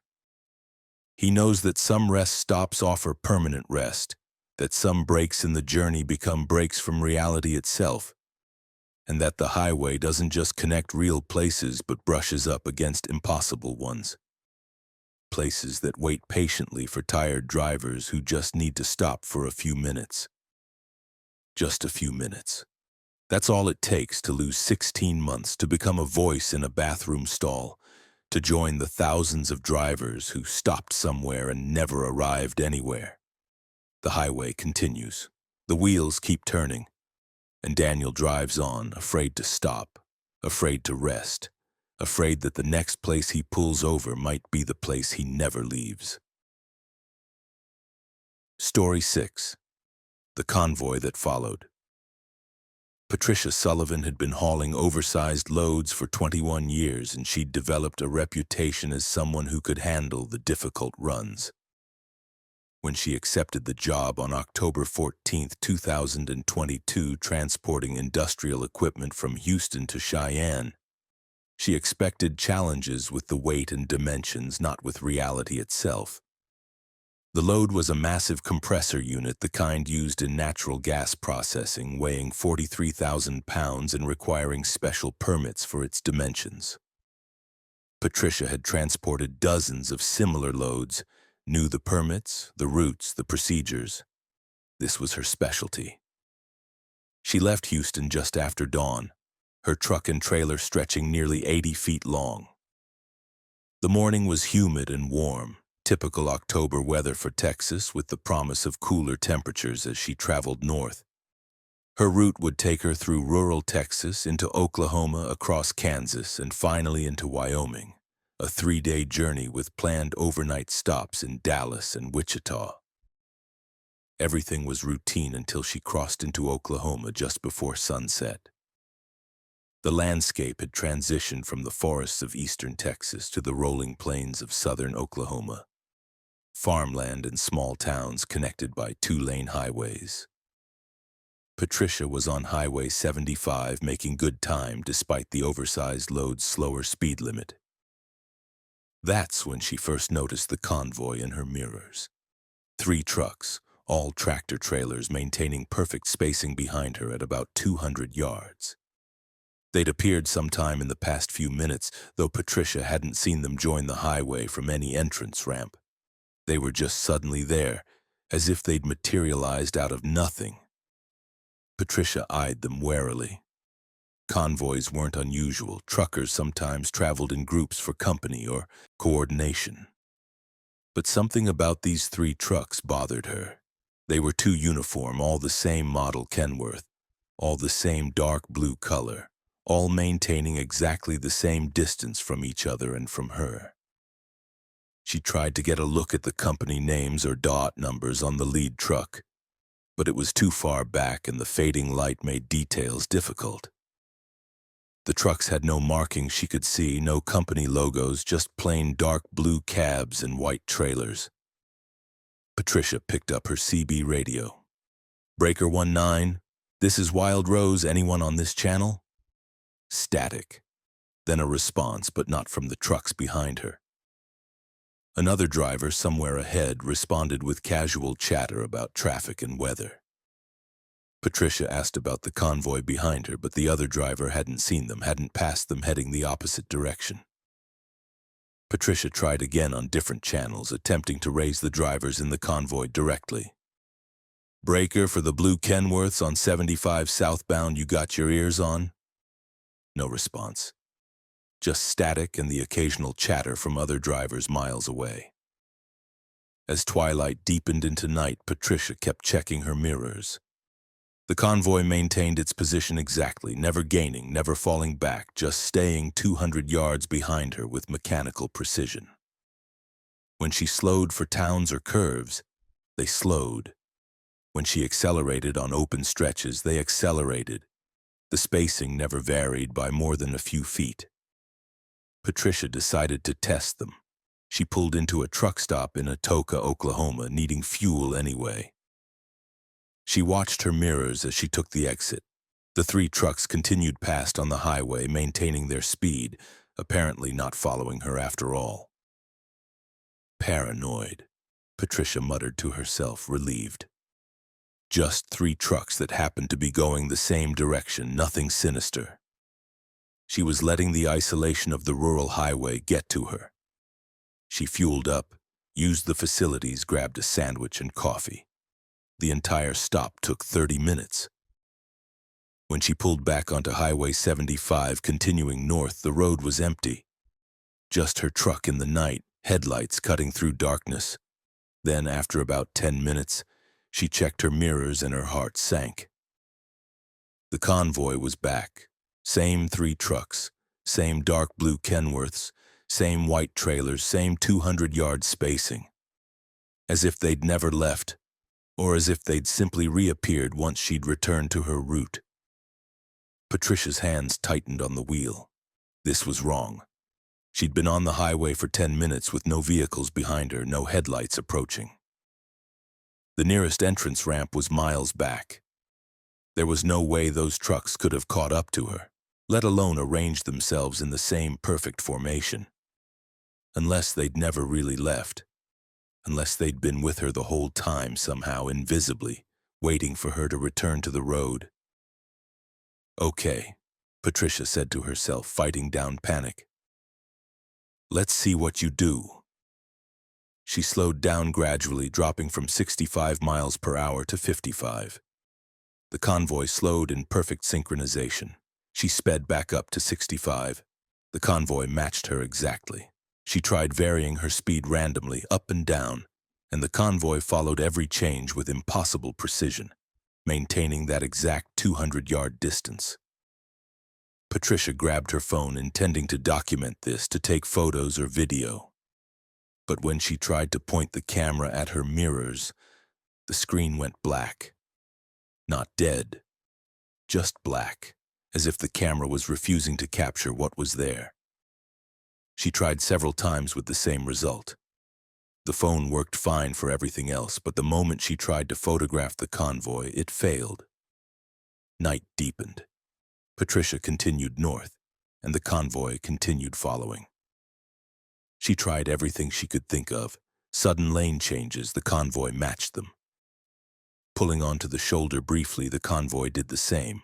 Driving with her lights off for a few seconds, dangerous but necessary to test, the convoy's lights also went dark. Whatever those trucks were, they were locked onto her, mirroring her every move, staying with her no matter what she did. Hours passed. Patricia drove in a state of heightened anxiety, checking her mirrors compulsively, watching the 3 trucks maintain their impossible precision. She tried the CB radio repeatedly, tried calling her dispatcher, tried reaching anyone who might help or explain what was happening. But her communications seemed to only work for normal conversations with distant truckers. Anything about the convoy and the connection would fail, dissolve into static, drop completely. Patricia crossed into Kansas around 1 a.m. The landscape was invisible in the darkness, just the highway revealed in her headlights and the 3 sets of headlights in her mirrors. She was exhausted but afraid to stop. Something told her that if she pulled over for the night, if she stopped her forward momentum, something bad would happen. Then around mile marker 37 on Highway 77, the convoy did something new. The rear truck began to accelerate, closing the distance. Patricia watched in her driver's side mirror as the truck grew larger, coming up fast. Within seconds, it was directly behind her trailer, maybe 50 feet back, close enough that she could see the grill in her mirror. But she still couldn't see any driver in the cab. The windshield reflected her trailer lights, but behind that reflection, the interior of the cab looked empty.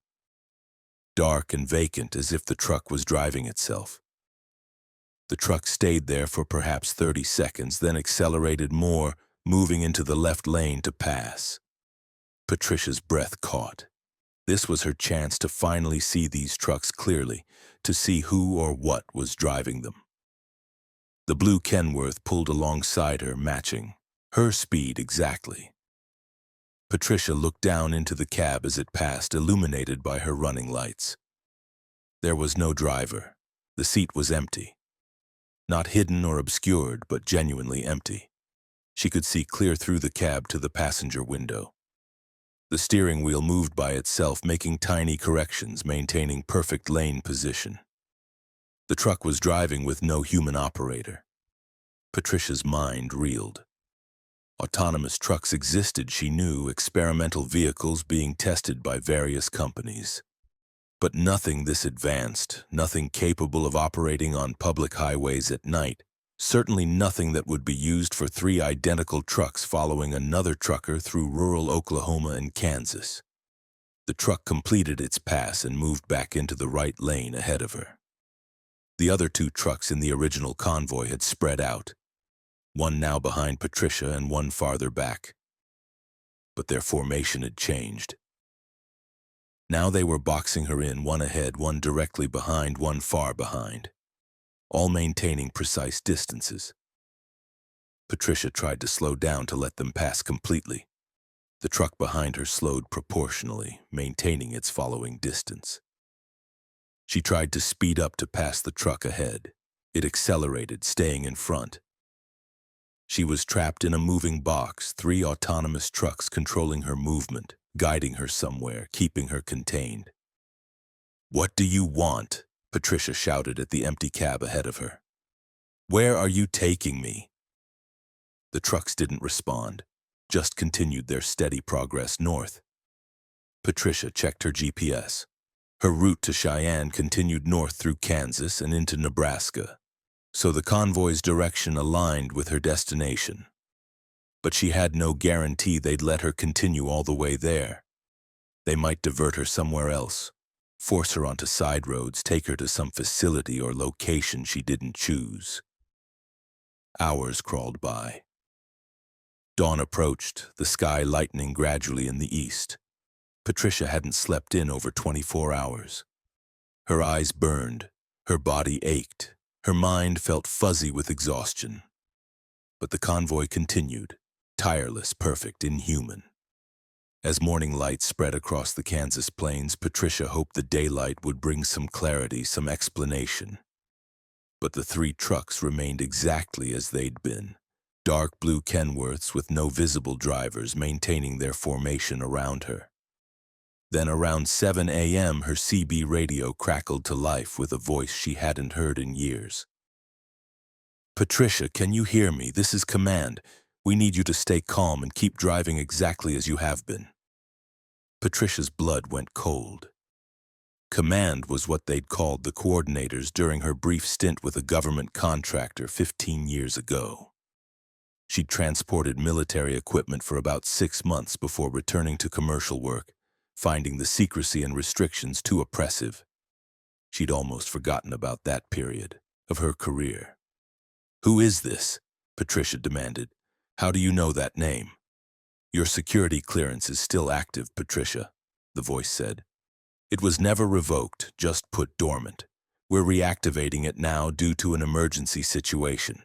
The convoy escorting you is a security measure. Your load is not what you were told." Patricia's eyes went to the massive compressor unit behind her. "It's industrial equipment. I have the permits, the paperwork." "The paperwork is a cover," the voice said. "Your cargo is classified technology that must reach Cheyenne. We've had intelligence suggesting there would be attempts to intercept it. The autonomous escort was activated as a precaution. They're there to protect you and the cargo. You could have told me this before I left Houston, Patricia said, anger cutting through her fear. We couldn't risk the information being intercepted. You were chosen specifically because of your record and your clearance. You're the only driver we could fully trust with this. Patricia wanted to believe this explanation. It made a kind of sense, fit together in a way that explained the impossible trucks. But something about the voice bothered her, something artificial in its tone, too much like the voice in Daniel's story about the rest area. "What's my clearance code?" Patricia asked suddenly. "If you really activated my security clearance, you'd have my code." Silence, then. "That information is classified." "No, it's not," Patricia said. "I'd know my own code. Tell me what it is." More silence. Then the voice changed, became multiple voices overlapping. "Continue driving. Maintain speed. Do not deviate from the route. Do not attempt to stop. Do not attempt to call for assistance. Continue driving." The voices weren't human anymore, if they ever had been. They were the same artificial speech Patricia had heard in other drivers' stories, approximations of human communication that fell just short. "What are you?" Patricia whispered.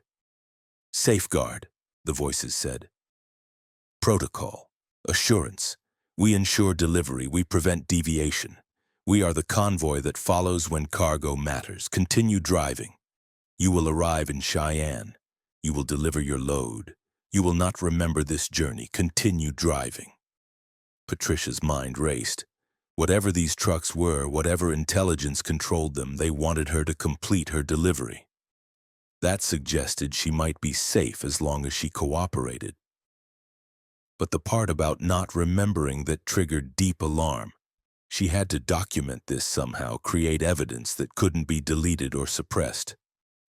But her phone camera didn't work on the trucks, and she had no other recording equipment.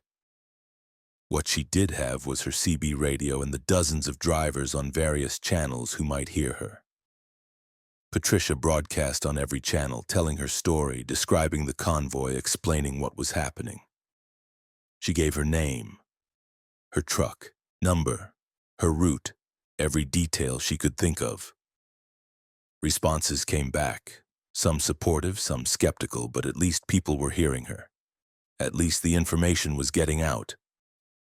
The convoy's formation tightened. The truck ahead slowed, the truck behind accelerated. They were closing the box, restricting her movement even more. Patricia found herself with mere feet of clearance ahead and behind, boxed in completely at 70 miles per hour. "Stop broadcasting," the voices commanded through her CB.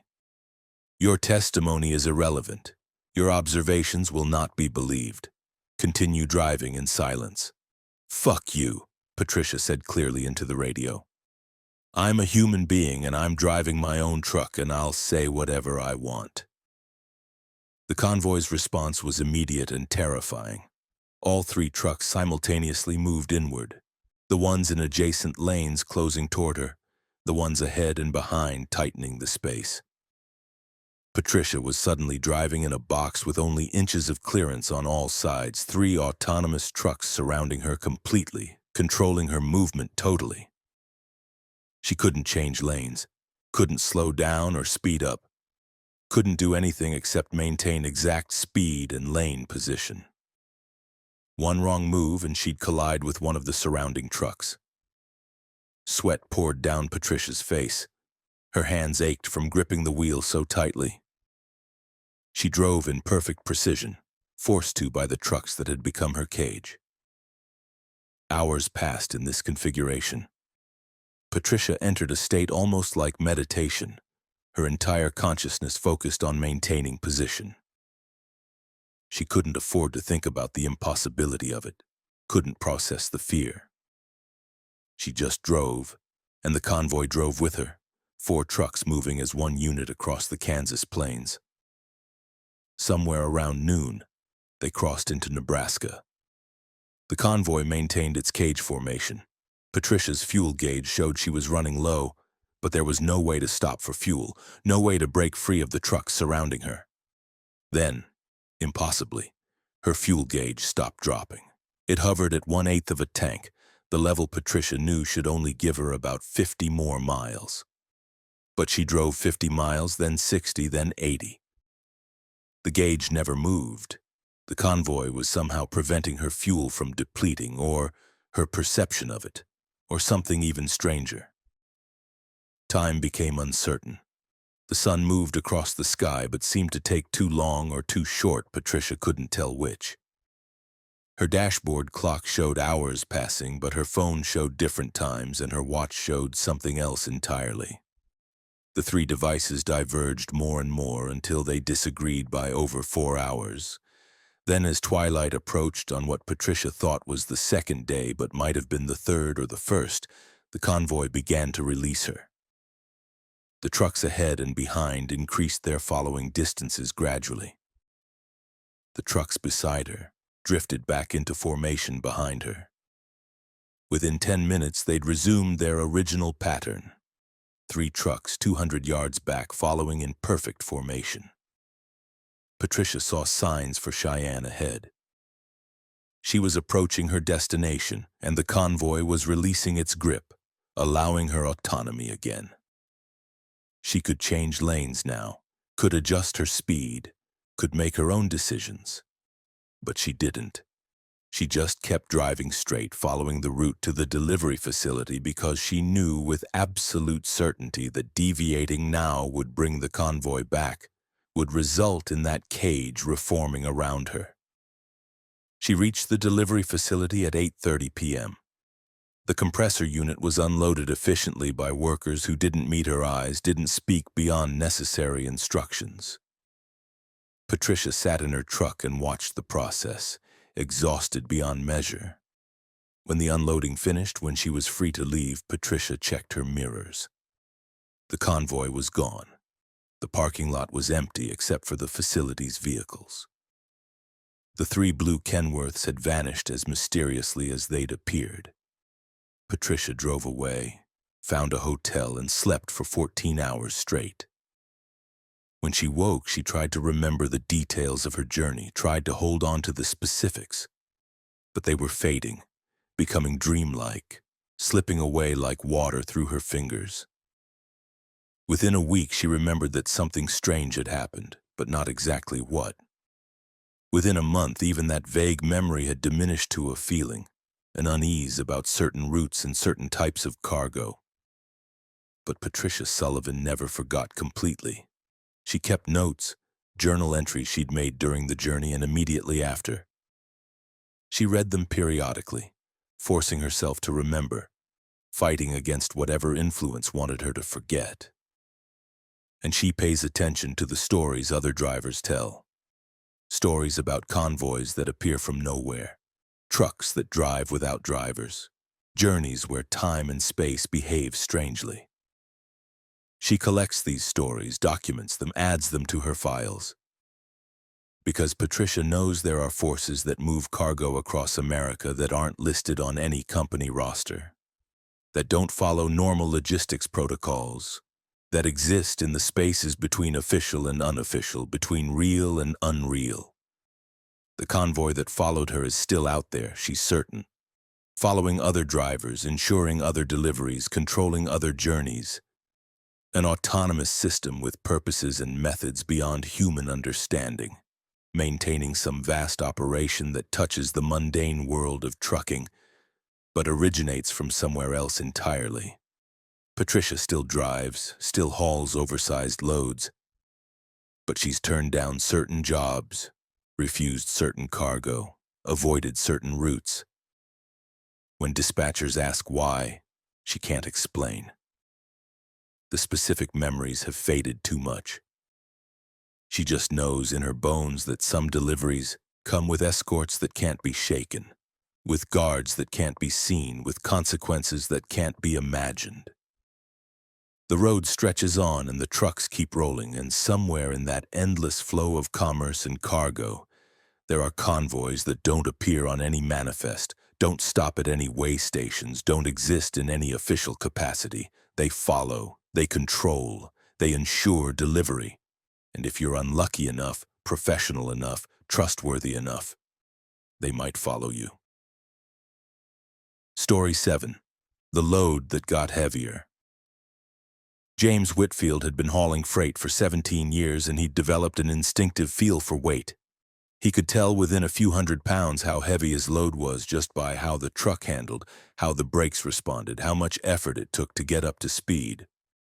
On the morning of June 3, 2023, that instinct told him something impossible was happening with his cargo.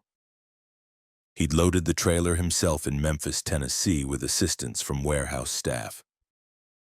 The cargo was standardized, 200 identical boxes of medical textbooks, each box weighing exactly 42 pounds according to the manifest. Simple math put his cargo weight at 8,400 pounds, well within safe limits for his truck and trailer. James had watched every box being loaded, had checked the count himself, had verified the seals on the trailer. Everything was documented. Everything was correct. He'd signed off on the load at 6 a.m. and pulled out of the warehouse bound for Minneapolis, a straight shot up Interstate 55 through Arkansas, Missouri, and Iowa. The truck handled perfectly as he left Memphis. The weight felt right. Distribution felt balanced. James had no concerns whatsoever as he settled into the familiar rhythm of a long haul. Coffee in his cup holder, audiobook playing through his speakers, miles rolling beneath his wheels. The first way station was about 200 miles north, just across the Missouri border. James pulled onto the scales without concern, waiting for the green light that would tell him everything was within legal limits. The scale read much higher than expected. His gross vehicle weight showed 37,200 pounds. That put his cargo at about 18,000 pounds, more than double what it should be.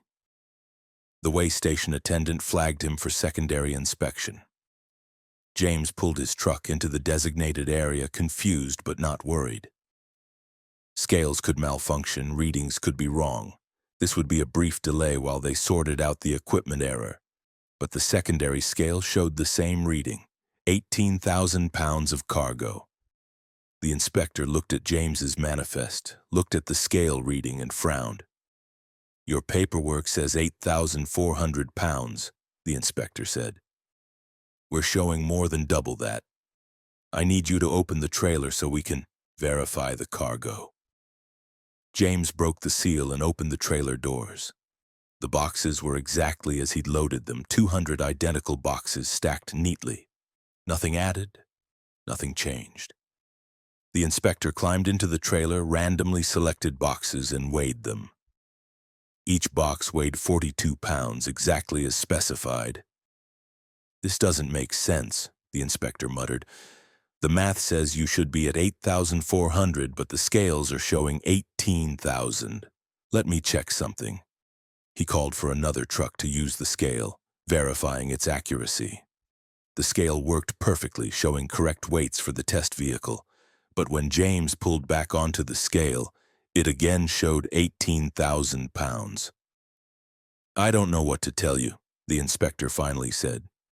"The scale says you're overweight, but the physical cargo matches your manifest. I'm going to let you proceed, but you need to have this checked at the next way station. If the same thing happens, you'll need to investigate further." James thanked him and pulled back onto the highway, deeply unsettled. How could his cargo weigh more than twice what it should? He'd watched it being loaded, had verified every box. Nothing extra had been added. But the scale didn't lie, and the inspector had confirmed it was working correctly. He continued north, trying to rationalize what had happened. Maybe there was something about how the weight was distributed that confused the scales. Maybe there was some technical explanation he wasn't aware of. James resolved to be more careful at the next way station, to check everything twice. That's when he noticed the handling had changed. His truck now felt heavier, not dramatically, but noticeably. It took slightly more effort to maintain speed on hills. The brakes needed slightly more pressure to slow down. The suspension felt more compressed. All subtle changes, but James had 17 years of experience and he could feel the difference. His cargo was getting heavier. Actually heavier, not just showing incorrectly on scales. James pulled over at the next rest area and opened his trailer again. Everything looked exactly the same. Same number of boxes, same arrangement, same seals on the boxes themselves. He randomly selected a box and carried it to his truck, intending to weigh it on a handheld scale he kept for checking smaller items. The handheld scale showed the box weighed 61 pounds. Not 42 pounds as it should be, but 61 pounds. James weighed it 3 times, getting the same reading each time. Then he carried the box back into the trailer and grabbed a different one from a completely different part of the stack. 61 pounds. Not 42. 61. James's heart began to pound. He weighed a third box. 61 pounds. Every box he checked showed the same weight. 61 pounds, 19 pounds heavier than when he'd loaded them 6 hours ago. 200 boxes. That meant his cargo now weighed 12,200 pounds. But the weigh station had showed 18,000, which meant in the time between the weigh station and now, about an hour, the boxes had gained even more weight. They were still getting heavier. James stood in his trailer, surrounded by boxes that looked completely normal but were defying the laws of physics. Books didn't gain weight spontaneously. Mass didn't just appear from nowhere. This was impossible. He grabbed one of the boxes and ripped it open, scattering packing material. The medical textbooks inside looked normal, felt normal. He pulled one out and weighed it individually. The book, which according to its specs should weigh about 3 pounds, now weighed 4.5 pounds. 50% heavier than it should be, and he was certain it had been correct when loaded.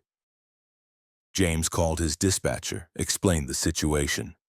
The dispatcher was skeptical, suggesting James was making a mistake in his calculations. James insisted, described the weigh station reading, his handheld scale measurements, everything. The dispatcher said he'd look into it, call back with instructions. While James waited, he sat in his cab and watched the trailer through his mirrors, as if he could detect whatever was happening just by observation. The trailer looked normal, sitting slightly lower on its suspension than it had that morning, but otherwise unchanged. His phone rang. The dispatcher sounded shaken. "James, I contacted the shipper in Memphis. They're claiming someone broke into the warehouse last night and tampered with the shipment. They found evidence of entry but didn't realize anything had been altered until I called. They're recommending you don't proceed with the delivery." "What did they tamper with?" James asked. "The boxes look completely normal." "They don't know, but they want you to return the load to Memphis for inspection. Turn around, bring it back, and we'll sort this out." James agreed, ended the call, and prepared to turn back south. But as he walked to his trailer to close and reseal it, he noticed something that made his skin crawl. The trailer was sitting noticeably lower on its suspension than it had been 15 minutes ago. The tires looked more compressed. The whole rig looked heavier. James grabbed his handheld scale and pulled out a box he'd already weighed. 20 minutes ago, this box had weighed 61 pounds. Now the scale showed 73 pounds. In 20 minutes, each box had gained 12 pounds. The cargo was accelerating its weight gain. James did quick mental math. If the boxes continued gaining weight at this rate, within a few hours they'd exceed the safe capacity of his truck and trailer. The suspension would fail. The brakes wouldn't work properly. The tires might blow. He'd be hauling a load too heavy to control safely. He needed to dump the cargo. Now, before it became dangerous. But he was at a rest area. There was nowhere to unload, no equipment, no authorization. He couldn't just leave 200 boxes of textbooks in a parking lot. There were procedures, regulations, insurance considerations. James made a decision. He'd drive to the nearest town with a truck scale and a facility that could handle unloading. Somewhere he could document the weight gain, prove what was happening, and get this cargo off his truck before it caused a disaster. The nearest option was a truck depot in Sikeston, Missouri, about 30 miles south. James started his engine and pulled back onto the highway, feeling the weight in every movement of the truck. The handling was noticeably worse now, sluggish and heavy, like he was pulling twice his usual load. He drove carefully, staying in the right lane, maintaining conservative speeds. Every few minutes he checked his mirrors, watching the trailer's suspension compress further and further. The physics of what was happening defied explanation, but the reality was undeniable. His cargo was gaining mass somehow from somewhere. 20 miles from Sikeston, James felt the first tire blow. The right rear trailer tire exploded with a bang that echoed across the highway, shredded rubber flying. The trailer lurched, and James fought to control it, gradually slowing and pulling onto the shoulder. He got out to assess the damage. The blown tire was obvious, but what alarmed him more was the condition of the other tires. They were all compressed to their limits, the sidewalls bulging, the tread flattened. The weight had exceeded their capacity. Even if he changed the blown tire, the others would likely fail soon after. James pulled out his handheld scale and grabbed another box from the trailer. 94 pounds. The boxes had gained another 21 pounds in the 30 minutes since his last measurement. At 200 boxes, his cargo now weighed over 18,000 pounds, and it was still increasing, faster and faster. James could actually feel the truck settling further onto its suspension as he stood there, the weight growing in real time. He called emergency services, explained he had a disabled truck with a hazardous cargo situation. He called his dispatcher, described the blown tire and continuing weight gain. He called the shipper in Memphis, demanding to know what the hell was in these boxes. Nobody had answers. The emergency dispatcher said they'd send a tow truck and state troopers. His company dispatcher said to abandon the truck if he felt unsafe. The Memphis shipper claimed to have no knowledge of anything unusual about the cargo. James stood by his truck on the side of Interstate 55 and watched as his trailer sank lower and lower. Another tire blew, then another. The suspension groaned under the strain, metal bending, bolts shearing. The trailer was being crushed under its own increasing weight. A state trooper arrived, took one look at the situation, and immediately called for additional units. James explained what had been happening, showed his documentation, demonstrated with his scale how the boxes were continuously gaining weight. The trooper weighed a box himself. 107 pounds. 20 minutes ago, by James's last measurement, the boxes had weighed 94 pounds.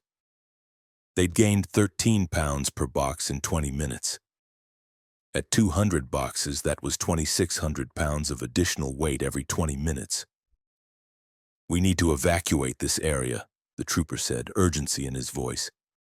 "If that trailer collapses completely, if those axles fail, this becomes a major hazard. I'm closing this section of highway." James watched as more emergency vehicles arrived, as the highway was closed, as barriers were erected and traffic diverted. His truck sat in the center of it all, the trailer visibly deforming now, the frame bending, the floor bulging downward. A hazmat team arrived in full protective gear. They approached the trailer cautiously, using radiation detectors, chemical sensors, every piece of equipment they had. Nothing registered. The boxes weren't radioactive, weren't emitting any dangerous chemicals, weren't doing anything except getting impossibly heavier. One of the hazmat specialists opened a box and pulled out a textbook. It looked completely normal. Standard medical textbook, nothing unusual about it. He placed it on a portable scale. 7 pounds. The book's specifications, printed right on the cover, said it should weigh 3 pounds 2 ounces. This one weighed more than twice that. The specialist carefully opened the book, paging through it. Normal pages, normal printing, normal binding. Nothing hidden inside, no foreign objects, no explanation for the extra weight. The book itself, the paper and ink and binding, had somehow gained mass. "This isn't possible," the specialist said, echoing what everyone was thinking. But it was happening. The trailer's suspension failed completely, the axles collapsing, the entire trailer settling onto the highway, with a screech of metal on asphalt. The force of the impact sent a visible ripple through the pavement, the road surface actually cracking under the weight. Highway engineers arrived with equipment to measure the load on the road surface. Their instruments showed the trailer was exerting pressure equivalent to about 45,000 pounds. 45,000 pounds. The books had started at 8,400 pounds 12 hours ago. They'd increased their weight more than fivefold, and they were still gaining. James sat in a highway patrol vehicle, giving statement after statement, answering the same questions over and over. What was he carrying? Where did he pick it up? Had he stopped anywhere? Had anyone else accessed the trailer? Did he notice anything unusual? He had no answers that made sense. The cargo was exactly what it was, supposed to be medical textbooks. Normal books from a normal publisher for a normal medical school. There was nothing unusual about them except for this impossible weight gain. As evening approached, the trailer's frame began to fail catastrophically. The metal floor buckled and tore, and boxes started falling through onto the highway.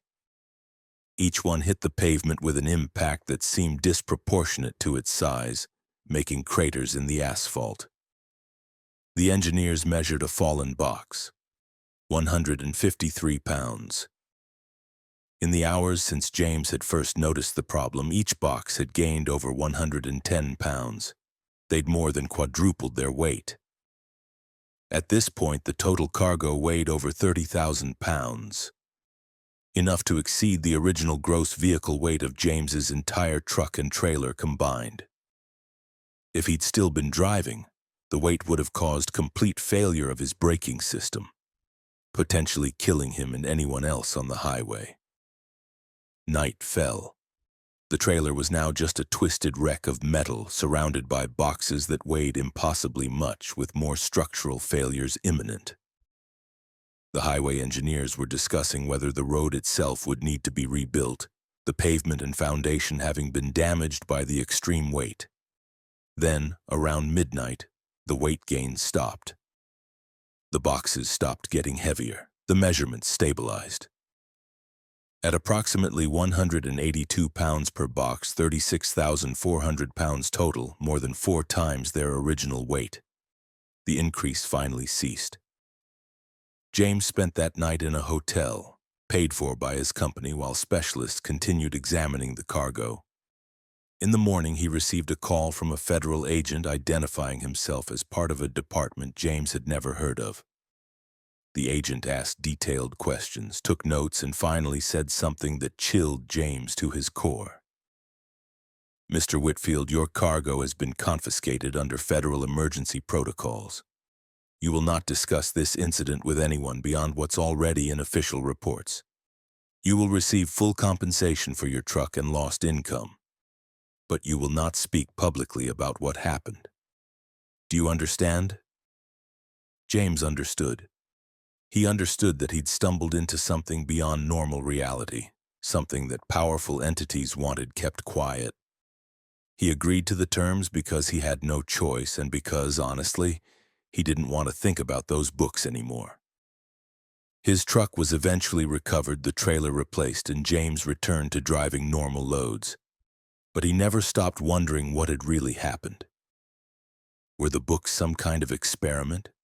A natural phenomenon that occasionally occurred?